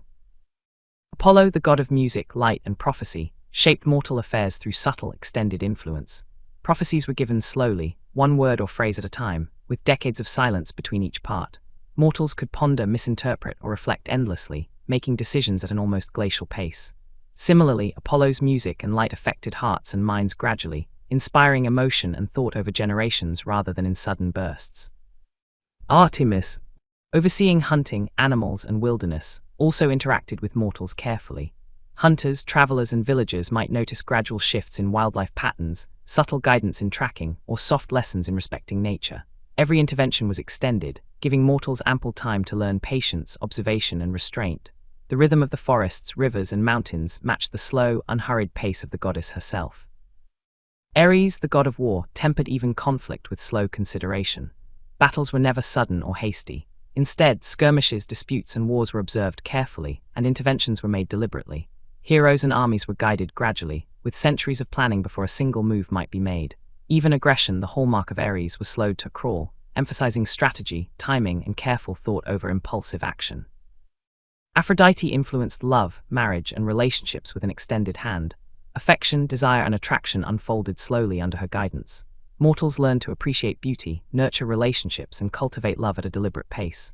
No sudden infatuation or dramatic romance occurred. Instead, feelings were stretched, developed, and considered over decades, reinforcing the calm, sleep-inducing rhythm of divine intervention. Hephaestus, god of fire and craftsmanship, assisted mortals with tools, construction, and artistry, but always with extreme patience. Even simple devices or implements required decades to perfect. Mortals attempting to use fire, forge, or craft were guided slowly, with repeated extended instructions, ensuring they learned skill, precision, and careful work. The pace of Hephaestus's aid was intentionally slow, emphasizing reflection, perseverance, and patience. Hermes, despite being the swift messenger, also slowed his interactions. Messages, travel guidance, and trade advice were delivered gradually, often in pieces separated by decades. Mortals had ample time to digest, misunderstand, or consider the information. After all these centuries of slow, careful events, the time had finally come to summarize the entire history of Greek mythology in a way that matched the unhurried rhythm of the universe itself. This summary, like everything else, was deliberately drawn out, extended, and profoundly boring, perfect for anyone who wanted to drift off to sleep while thinking about gods, heroes, and mortals moving at a glacial pace. It began, of course, with the creation of the universe. Chaos existed first, not in a dramatic burst, but as a slow, shapeless, and quiet state. From this gentle chaos, Gaia, Earth, and Uranus, Sky, emerged, moving gradually into form. Gaia and Uranus were not rushed. Their union stretched over centuries, producing the Titans, the first generation of divine beings. Even the births of Cronus, Rhea, and their siblings were unhurried, allowing time for careful observation of each stage. Cronus, who ruled during the slow-moving age of the Titans, swallowed his children as they were born, one by one. Zeus, the youngest, was hidden in a cave and allowed to grow at his own measured pace. Eventually, after centuries of careful nurturing, Zeus led the most patient overthrow in history. The freeing of his siblings Hestia, Demeter, Hera, Hades, and Poseidon was executed gradually, and the Titan Cronus was defeated not with violence but with extremely slow persuasion. The Olympians then divided the universe in the most methodical way imaginable. Zeus took the skies, Poseidon the seas, and Hades the underworld. Each god assumed their roles slowly, establishing authority over centuries rather than days. Hera watched over marriage and family, Athene over wisdom, Apollo over music and prophecy, Artemis over hunting and nature, Ares over war, Aphrodite over love, Hephaestus over crafting, Hermes over communication, and Hestia over hearth and home. Even this division, which might have seemed simple, required decades of meetings, careful reflection, and repeated deliberation. Next came the creation of mortals, guided by Prometheus and the Olympians. Clay figures were molded slowly, given life through careful breaths, and taught the skills necessary to survive over centuries. Demeter instructed agriculture, Athene taught strategy and wisdom, Apollo guided music and prophecy, Artemis taught hunting, and Hephaestus showed craftsmanship. Even the smallest mortal task, from lighting a fire to planting a seed, unfolded with extreme patience, ensuring that humans learned endurance and careful thought. Heroes arose among mortals, undertaking adventures that were far from dramatic in the usual sense. Heracles performed his 12 labors over decades, Theseus journeyed to Athens with careful planning, Perseus traveled slowly to slay Medusa, Jason and the Argonauts searched for the Golden Fleece across centuries, and Odysseus took a prolonged journey home from Troy. Minor heroes and side quests followed similar packing. Every step, every action, and every encounter was extended, often requiring years or centuries to complete. The gods occasionally intervened in mortal affairs, but these interventions were, again, extraordinarily slow. Zeus sent storms after long observation, Poseidon influenced the seas gradually, Hades judged the dead with careful reflection, and Demeter nurtured crops over centuries. Athene, Apollo, Artemis, Ares, Aphrodite, Hephaestus, Hermes, and Hestia all guided mortals with extreme patience, stretching lessons, guidance, and influence across generations. Every word, action, and favor was measured, deliberate, and profoundly boring to anyone not accustomed to the slow rhythm of Olympus. Even myths that might otherwise seem exciting, such as battles, quests, and divine disputes, were approached with patience. No sudden wars erupted, no monsters were slain in a day. Battles were prolonged over decades, strategies were considered for centuries, and every challenge was approached in careful, measured steps. Love stories, prophecies, and heroic deeds all unfolded at a pace so slow that a single sentence could take decades to complete in its full effect. In the end, the story of Greek mythology, all gods, heroes, mortals, and their adventures, was a testament to patience, endurance, and slow-moving thought. The universe itself seemed to yawn in response, encouraging anyone listening to relax, stretch out, and let their mind drift. Mountains, rivers, forests, seas, and skies moved in quiet harmony, reflecting the calm, unhurried pace of the divine. Mortals learned patience, heroes learned endurance, gods maintained their roles without haste. And so, the myths of Greece, from the slow creation of the universe, the quiet overthrow of Cronus, the measured division of the cosmos, the extremely patient creation of mortals, the long, drawn-out adventures of heroes, to the gentle guidance of the gods in human affairs, formed a continuous, peaceful, and sleep-inducing tapestry. Time flowed like a lazy river, and nothing happened quickly. Every lesson, every act, and every story unfolded in its own slow, deliberate way, ensuring that the rhythm of Greek mythology remained calm, predictable, and extremely boring. Even now, centuries after the last hero completed his journey and the gods assumed their eternal roles, the universe continues in this unhurried manner. Clouds drift slowly across the skies, waves lap gradually on distant shores, trees grow over decades, and mortals live, work, and love with measured care. The stories, though long and tedious, persist as gentle reminders that patience, observation, and calm endurance are virtues, and that sometimes the most profound experiences come not from drama or haste, but from the slow unfolding of time itself. Thus ends the long, slow, and wonderfully boring tale of Greek mythology, a story meant not to excite, but to soothe, not to thrill, but to lull. It is a universe where everything moves carefully, deliberately, and endlessly, perfect for drifting into sleep, letting each word, event, and century wash over the mind with gentle, patient calm. In the long, unhurried stretch of time after the gods settled into their places on Mount Olympus and the world took on its familiar shape, the humans living beneath the watchful sky began, little by little, to change the way they lived. It did not happen in a sudden flourish of innovation, nor in a burst of invention. Instead, it unfolded quietly, like the steady dripping of water shaping a stone. At first, people wandered from place to place, moving with the seasons, sleeping under simple shelters, and gathering whatever they found. Life was quiet and slow, as if the world encouraged them to take their time. The first signs of change began with small huts, nothing remarkable, just simple structures made of branches, leaves, and the occasional piece of stone that someone decided to stack carefully. These huts offered little more than shade and some protection from rain, but they represented something new, a decision to remain in one place for longer than a few nights. Families began to linger near rivers or fertile fields, watching as plants grew and animals returned year after year. Over many generations, the idea of staying took root, gently and almost imperceptibly. Before long, though long in the scale of mortal life meant many hundreds of years, groups of small huts formed clusters. These clusters slowly became villages. Each village grew at the pace of a tree adding rings, quietly, patiently, and without drawing attention. One family would build a slightly larger home, another family would plant more grain than before, a third would begin storing food in clay pots shaped by careful hands. Each improvement was minor on its own, barely noticeable, but over centuries, these tiny changes created the first communities. The people who lived in these early villages did not think of themselves as inventors or pioneers. They simply followed the gentle rhythm of the seasons and the slow lessons learned from observing the world. A river that always flowed in spring became a place to fish. A patch of fertile soil became a place to plant seeds. A forest clearing became a place to graze animals. Everything happened gradually, with nature acting as a slow, patient teacher. As villages grew, the gods watched with mild curiosity. Hermes observed travelers carrying simple goods from one settlement to another, their journeys calm and peaceful. Demeter watched over the fields, ensuring grain sprouted with the same steady promise year after year. Hestia looked over the hearths, where fires burned softly, offering warmth and comfort to those gathered around them. None of the gods intervened boldly. Instead, they let humanity progress with the quiet assurance of watching guardians. In time, some villages became larger than others. This did not happen because of ambition or conquest. Rather, certain locations simply attracted more families due to their fertile land, fresh water, or gentle climate. People would migrate slowly, often one household at a time, settling near places that felt safe.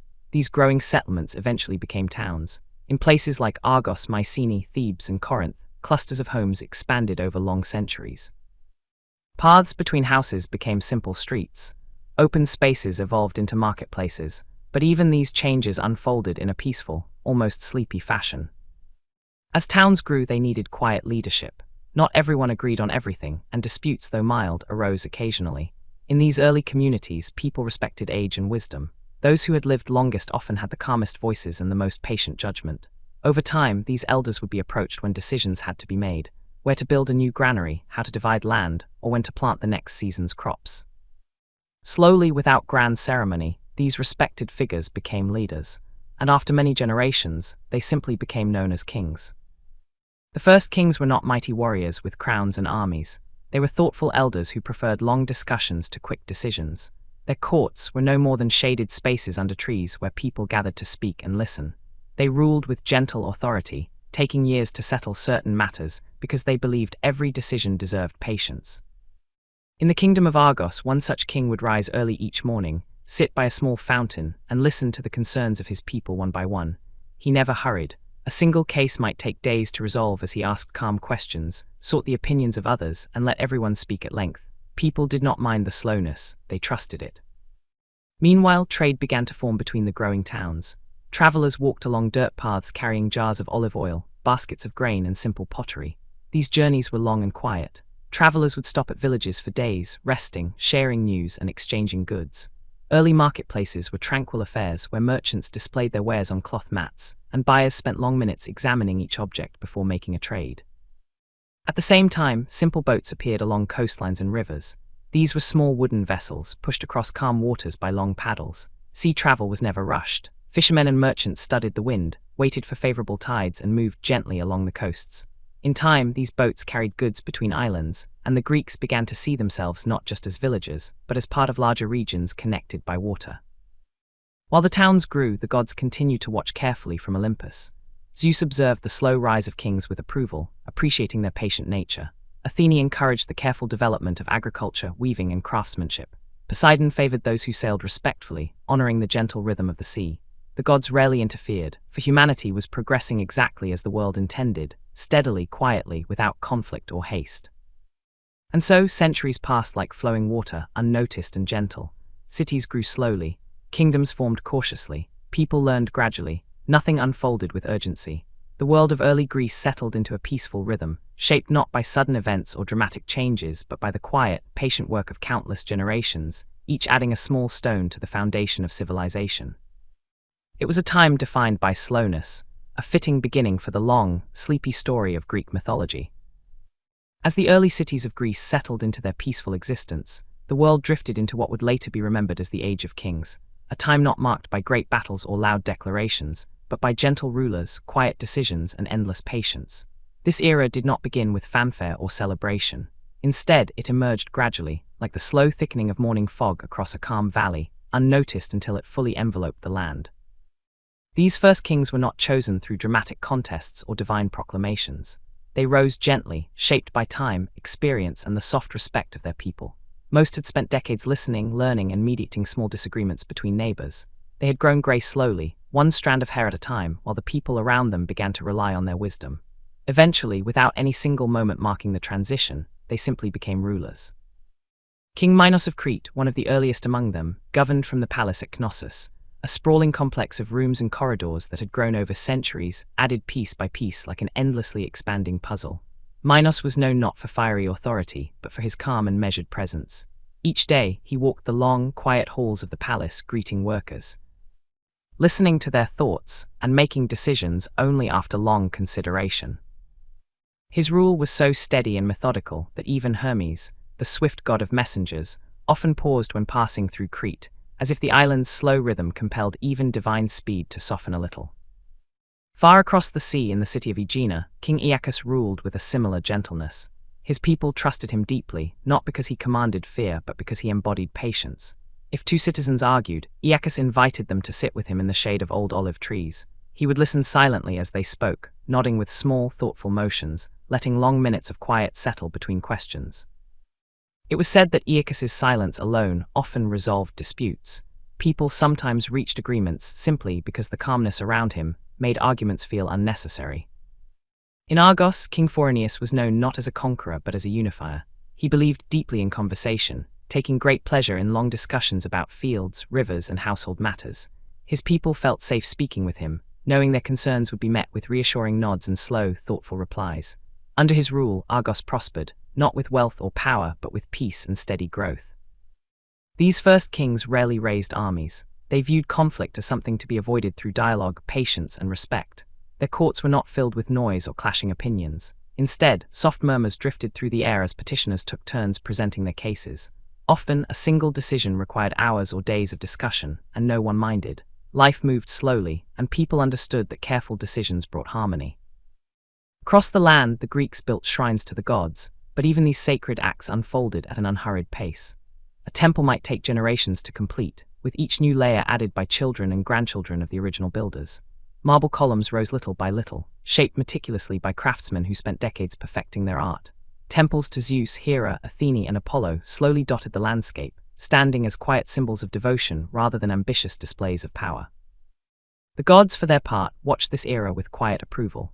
Zeus admired the steadiness of rulers who governed without rashness. Hera appreciated the way families grew and maintained stable households. Demeter was pleased to see fields cultivated with care, their harvests reaped in calm harmony with the seasons.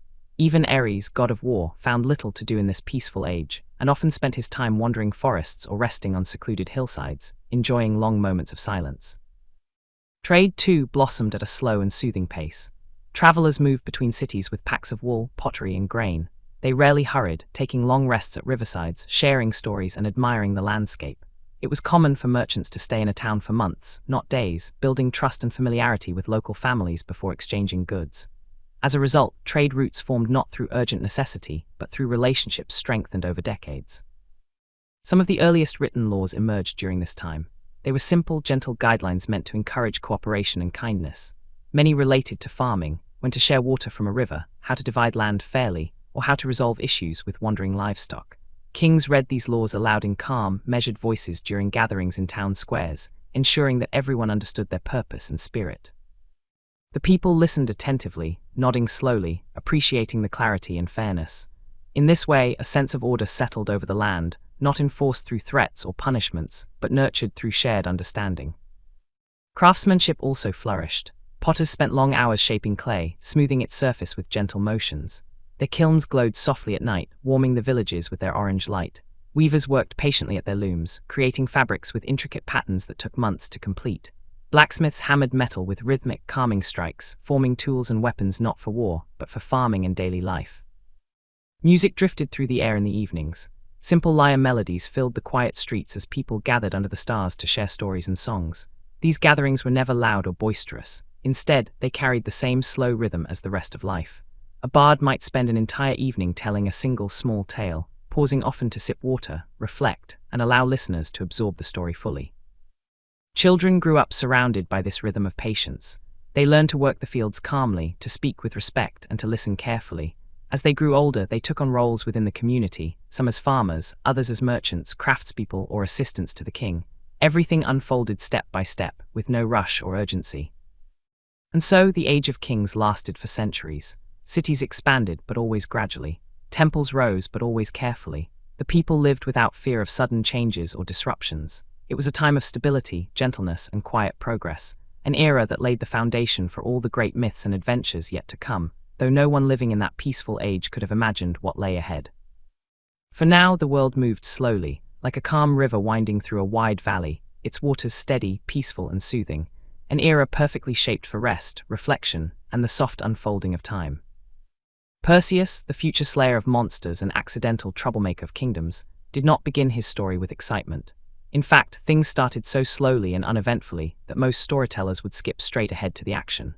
But since this is a relaxing and completely unhurried retelling of Greek mythology, we will take our time and examine everything, even the dull moments that most people ignore. Long before Perseus ever saw a sword or heard the word Gorgon, he was simply a boy living on the quiet island of Seriphos. The island itself was calm, with gentle hills, sleepy goats, and fishermen who spoke softly, as if afraid to disturb the sea. The most dramatic thing on the island was probably the sound of the waves tapping against the shore, which they did every day without fail, as though practicing patience. Perseus lived with his mother, Danae, who was known mostly for minding her own business. She kept a small garden, grew herbs, and occasionally argued with a stubborn patch of weeds that seemed determined to rule her entire yard. She was kind, quiet, and rarely raised her voice unless a goat wandered too close to her tomatoes. Life would have been perfectly peaceful if not for King Polydectes, a man who excelled in being both persistent and mildly annoying. He was not a villain in the theatrical sense. He did not cackle menacingly or threaten destruction. Instead, he specialized in the slow, irritating sort of persistence, like someone who keeps asking the same question even after you've answered it several times. In his case, the question was whether Danae would marry him, and her answer was always a politely delivered no.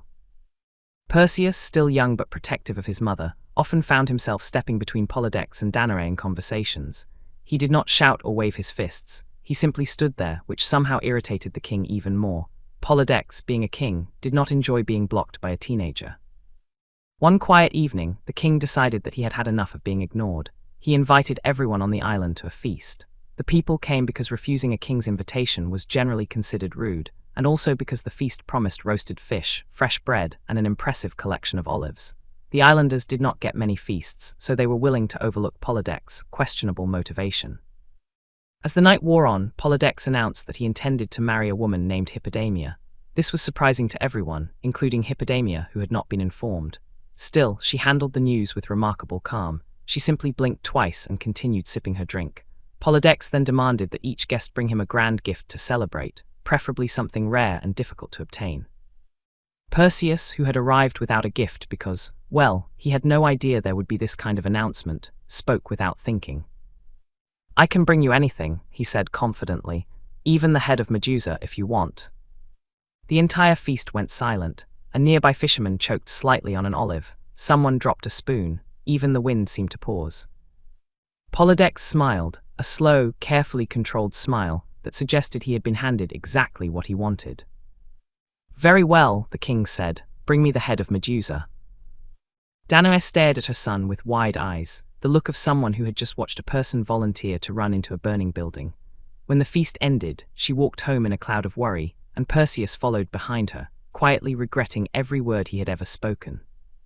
The problem, of course, was that Medusa was no ordinary creature. She was a Gorgon, cursed so completely that even her reflection could turn a person into stone. Most heroes trained for years before considering such a quest. Perseus, however, had volunteered randomly in the middle of a feast. The next morning, Perseus sat on a large rock near the sea, wondering how a person was supposed to defeat something he could not look at. The waves moved lazily in and out, offering no advice. The seagulls circled above, squawking unhelpfully. He sighed, because even the birds seemed judgmental. Fortunately for Perseus, the gods had taken an interest in his situation. Hermes, the messenger god known for his cleverness and surprisingly high energy, arrived first. He appeared in a flash, not a dramatic explosion, but a small, polite shimmer of light, like a candle deciding to glow slightly brighter. "You look troubled," Hermes said, although it was obvious that Perseus looked troubled. "I volunteered to bring the king the head of Medusa," Perseus said. "That was unwise," Hermes replied gently. "I know." Athene appeared next, her presence calm and orderly. She did not shimmer like Hermes. She simply was suddenly there, as though she had always been part of the landscape and Perseus had only just noticed. "You will need guidance," Athene said, "and equipment. You cannot defeat a Gorgon with your bare hands." Perseus nodded, relieved that someone was finally helping.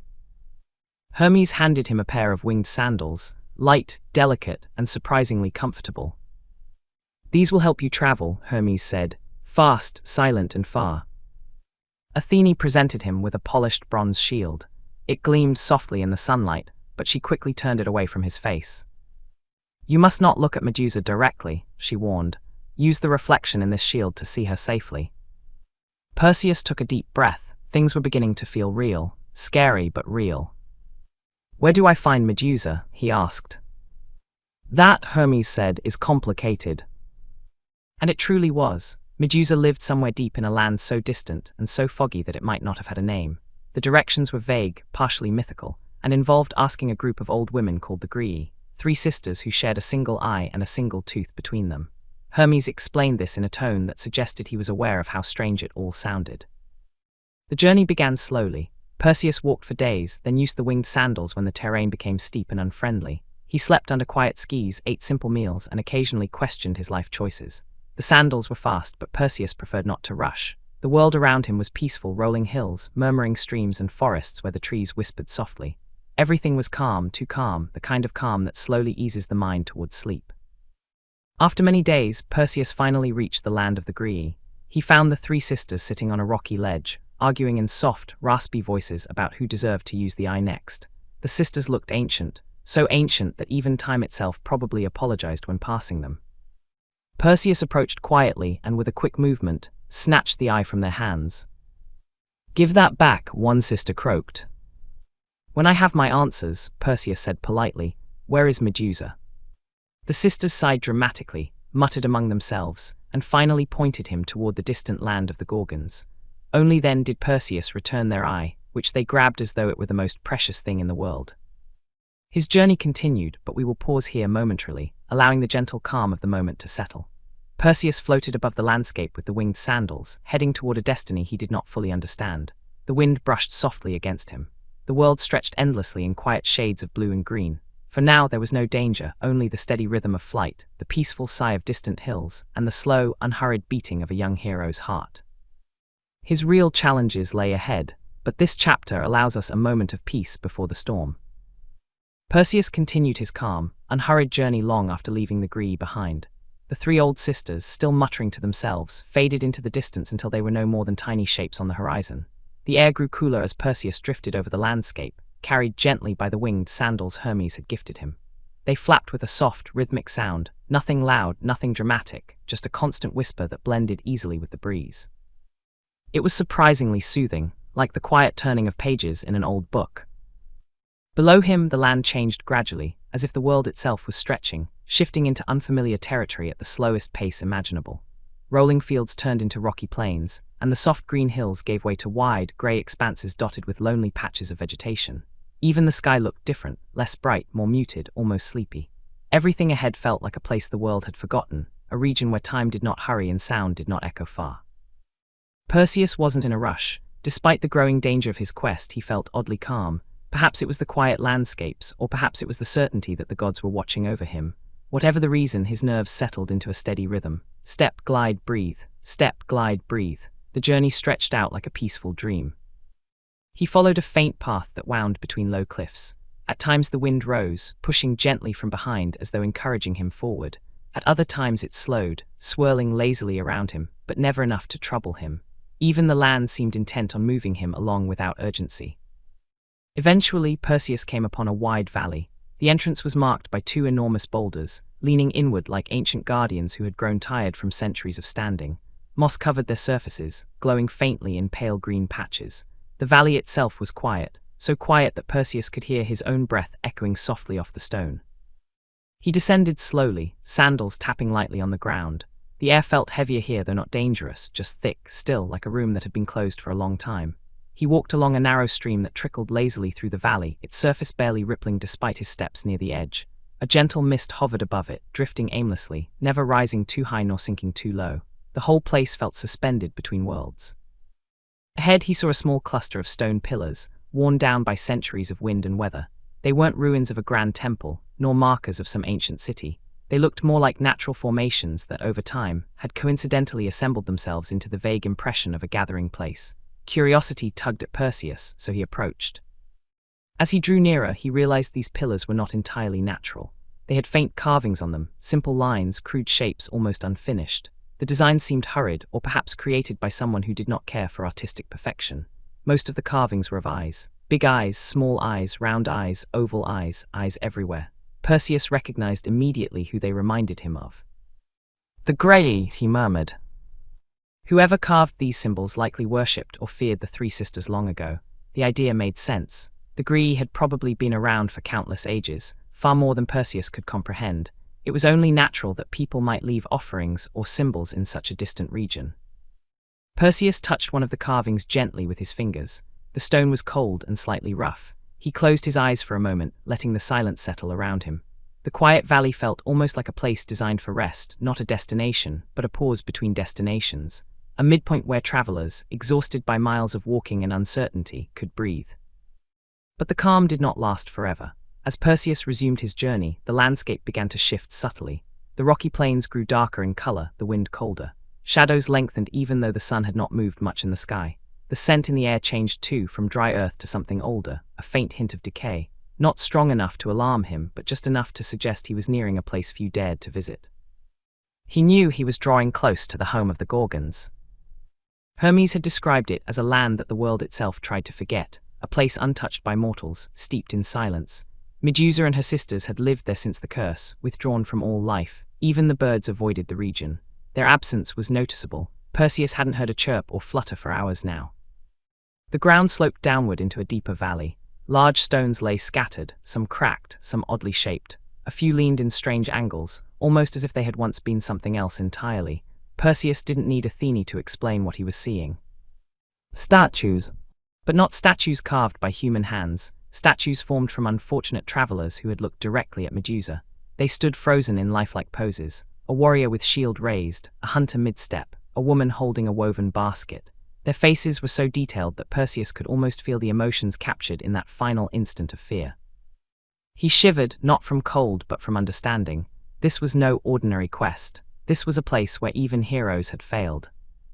But the land remained silent, not hostile. The statues in their stillness added to the calm atmosphere. They reminded Perseus of museum pieces, untouched and unmoving, their stories preserved in stone. The place had a quiet reverence, a stillness that was eerie yet strangely peaceful.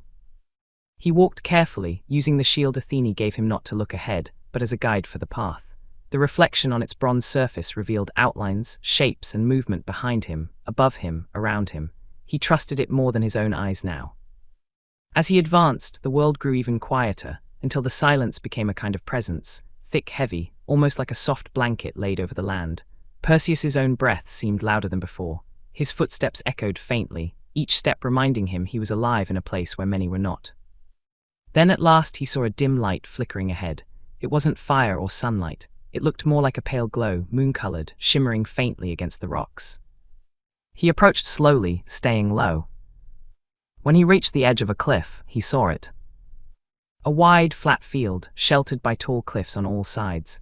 At the center lay a cluster of dark shapes, 3 of them, human-like from a distance, but clearly not human.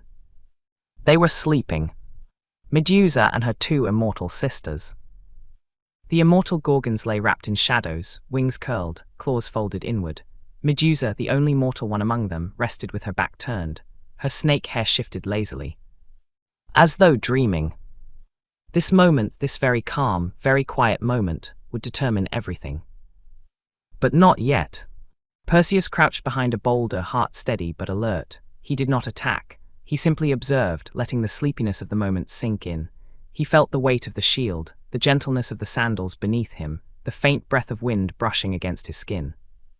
The world was silent. Still, waiting.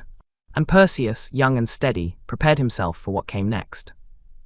The field of the Gorgons lay in an unnatural quiet, the kind of silence that seemed to rest on the skin like a thin layer of cool mist.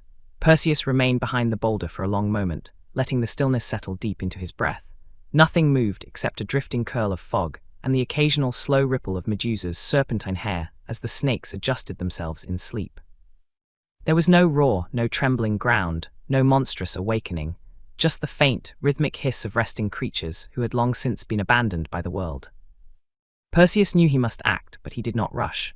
Heroic stories often describe battles beginning with sudden leaps and shouts, but this chapter of Greek mythology was different, so much quieter, slower, more precise. Perseus understood that any mistake, any careless movement or glance could turn him into one of the many stone figures scattered across the valley behind him. So he breathed slowly, deeply, allowing his heartbeat to fall into rhythm with the distant wind. He lifted Athene's shield, angling it carefully so the polished bronze reflected the field ahead. Everything he saw was distorted slightly, shapes bending, lines shimmering, but it was safe. Through the sheen of the shield he could see Medusa's sleeping form more clearly. She looked almost peaceful. Her snake hair swayed as if dreaming, the serpents curling and uncurling gently, unaware of the danger approaching. Perseus stepped lightly, each movement measured and deliberate. The winged sandals barely brushed the ground. He moved not like a warrior charging into battle, but like a shadow gliding across stone. Even the immortal sisters of Medusa, resting nearby with their wings folded like enormous ancient leaves, did not stir. Their breaths came deep and slow, echoing faintly in the enclosed field. He felt the weight of the curved sword Hermes had given him, a weapon made to sever, yet cold and quiet. No light gleamed on it, no spark betrayed its edge. It was as if the sword, too, understood the necessity of silence. Perseus crept closer until he could feel the faint warmth radiating from Medusa's body. She was mortal, unlike her sisters, and her warmth was proof of life, life mixed with curse, tragedy, and a history tangled in divine mistakes. Perseus knew some stories said she had once been a beautiful maiden wronged by the gods. Others said she had been fearsome from birth. The truth, as with many myths, may have lived somewhere in between. But now all that mattered was the stillness of this moment. He kept his eyes locked on the shield's reflection. He did not dare glance directly at her, not even for a fraction of a heartbeat. The polished surface shivered, reflecting Medusa's form with just enough clarity to guide him. Her face, even distorted, carried a sadness he had not expected. Her brows were drawn slightly inward, her lips parted in soft breath. The expression was not monstrous, it was weary. Perseus lifted the sword, his hand steady. He paused for a final breath, letting the silence wrap around him like a cloak. The snakes stirred faintly, sensing something. One lifted its head, tasting the air with its tongue. Another coiled more tightly around her, as though in warning. But Medusa did not wake. With one swift, clean arc, quick enough to be merciful, slow enough not to disturb the immortal Gorgons, Perseus brought the blade down. The sound was soft, not a crack or a roar, but a dull, almost gentle thud, like a fallen fruit settling into the grass. The snakes spasmed, hissing sharply for a brief moment before falling limp. Perseus kept his gaze fixed on the shield's reflection, making sure no accidental glance betrayed him. Only when the motion ceased did he lower the blade. The world held its breath. Nothing stirred, nothing cried out, not even the wind dared whisper. Perseus leaned forward cautiously and, still looking only through the shield, lifted Medusa's severed head by a lock of snake hair. Even lifeless, the power remained. Her eyes stayed open, frozen in their cursed gaze. The snakes hung motionless, their venomous fangs still gleaming faintly. He reached for the magical sack Hermes had given him, a bag woven of shadows and divine fabric, and slipped the head inside. As soon as the sack closed, the air around him seemed to lighten, as if the field exhaled in relief. But the moment of peace did not last long. A shift, subtle, nearly imperceptible, rippled through the ground. Perseus froze. One of the immortal Gorgon sisters stirred, her massive wings twitching slightly. Then the other exhaled sharply, a low growl vibrating through her chest. They were not fully awake, but they were sensing the change, the absence of their sister's presence, the faint scent of fresh death. Perseus did not run immediately. He simply straightened slowly, letting his breath remain steady. He glanced at the reflection in the shield, one sister shifting, claws flexing, the other lifting her head just an inch from the ground. Their faces were nothing like Medusa. Their features were twisted with fury and grief, even in sleep. All it would take was one fully awakened Gorgon to bring ruin. Perseus took a single step back, then another. The sandals fluttered softly. Still no alarm sounded, no roar, no shriek, but the tension in the air thickened like storm clouds gathering. A second growl rolled across the field, louder this time, and a wave of cold washed over Perseus. They were waking. He did not wait to see any more. He pushed off the ground, letting the winged sandals lift him upward. His ascent was silent but swift, rising above the field like a drifting feather. The cliffs around him blurred, turning into tall streaks of grey. Below, the Gorgons stirred. One opened her eyes fully, unleashing a roar that made the stones tremble. Perseus kept flying, not daring to look back. The roar rolled up the cliffs like thunder, chasing him through the sky. The immortal sisters spread their wings, powerful and black as night, but by the time they surged upward, Perseus was already disappearing into the clouds. He flew higher, letting the wind cool his face. The world below shrank, the cursed valley fading behind him. The fear began to ebb away, replaced once again by calm. He slowed his breathing, letting the rhythm return to something gentle. Higher and higher he went until the Gorgons' roars faded into distant murmurs, then into silence, then into nothing at all. Perseus drifted across the sky for a long time, letting the air carry him without effort. He held the sack close, feeling its faint weight against his side. The danger was real, but now it was behind him, fading like a nightmare at sunrise. And ahead lay new lands, new challenges, and new stories, though for this quiet moment, all he felt was relief. A soft, peaceful relief that spread through his limbs and settled in his chest like warm light. He had done the impossible. He had survived the Gorgons. But his journey was far from over. And the gods, watching from their distant thrones, knew exactly what awaited him next. Perseus flew steadily, the winged sandals beating in a soft, rhythmic pattern beneath him. After the tense stillness of the Gorgon's valley, the open sky felt like an enormous, quiet refuge. The air was cool, the breeze smooth, and the world below stretched out in wide, muted colors, grays, greens, and soft blues blending together like a fading painting. There was no hurry anymore. He had escaped the danger. The immortal sisters were behind him, far below in a land mortals rarely reached. For a long while, Perseus let himself drift. His body relaxed, his shoulders easing from the stiffness that had held them during the dangerous confrontation. With every passing moment, the tension that had filled his chest seemed to dissolve like mist. Above him, clouds wandered lazily, drifting apart and coming together again as though they were thinking very slowly. They cast long shadows that moved gently across the landscape below. The world here was peaceful, almost dreamlike. Perseus could hear nothing but the steady whisper of the wind passing around him and the faint rustle of the magical sack tied securely at his side. Inside it, Medusa's head rested in perfect stillness. Even sealed away, the sack felt heavier than its size suggested, almost as if the weight of a myth rested within it. After some time, the sky around Perseus shifted. Clouds thickened, not in a dark or stormy way, but in a soft, foggy manner. He entered a stretch of sky that felt strangely solid, like drifting through a floating garden made of mist. Visibility narrowed, but not dangerously. The clouds were gentle, cool, and calm. They curled around him with a quiet embrace, almost as if welcoming him into a secret place. He slowed his pace, letting the sandals carry him lightly through the fog. Shapes formed within it, distant outlines, vague structures that faded as quickly as they appeared. At first he thought they were tricks of light, but as he flew deeper, the shapes returned, clearer this time. They were statues. Not on land, but suspended on high cliffs rising out of the cloud layer. The cliffs themselves looked ancient, jagged slabs of pale stone that jutted upward like the ribs of some enormous creature. Mist pooled around their bases, hiding how high they truly reached. On the broad ledges and shelves carved into the cliffs, figures stood, stone figures, posed in lifelike positions. Perseus drew closer, curiosity softening any lingering fear. The statues were not random. They were arranged carefully, almost respectfully. A warrior with a shield held in front of him, a woman carrying a small child, a fisherman holding a net, dozens of them, all frozen in perfect detail. He realized what they were. Victims of Medusa. But unlike the chaotic scattering of stone bodies in the Gorgon's valley, these statues had been gathered here, placed in quiet, orderly rows along the high cliffs. Someone or something had created a sanctuary for them, a final resting place above the clouds. Perseus felt a strange calmness as he floated among them. There was no fear, no sense of danger. The statues, though shaped in moments of terror, now emitted a peaceful stillness. Perhaps time had softened the memories trapped in their expressions. Perhaps the wind, brushing over them for countless seasons, had worn away the sharp edges of fear. Whatever the reason, the stone garden felt gentle, solemn but gentle. Perseus landed lightly on one of the wide ledges. His sandals touched the stone without a sound. He stood among the statues, looking at them with quiet reverence. Some faces seemed almost alive, their features softened by centuries of exposure. He reached out to touch one gently, a stone hand molded in mid-motion. It was cool, polished by the wind, and felt surprisingly smooth. He wondered who had lived here long ago, who had gathered these figures. Was it a group of mourners who had ventured into the cursed valley? Or perhaps some forgotten race who understood the magic of stone and memory? The cliffs offered no answers. They stood silent, the mist curling around them like drifting thoughts.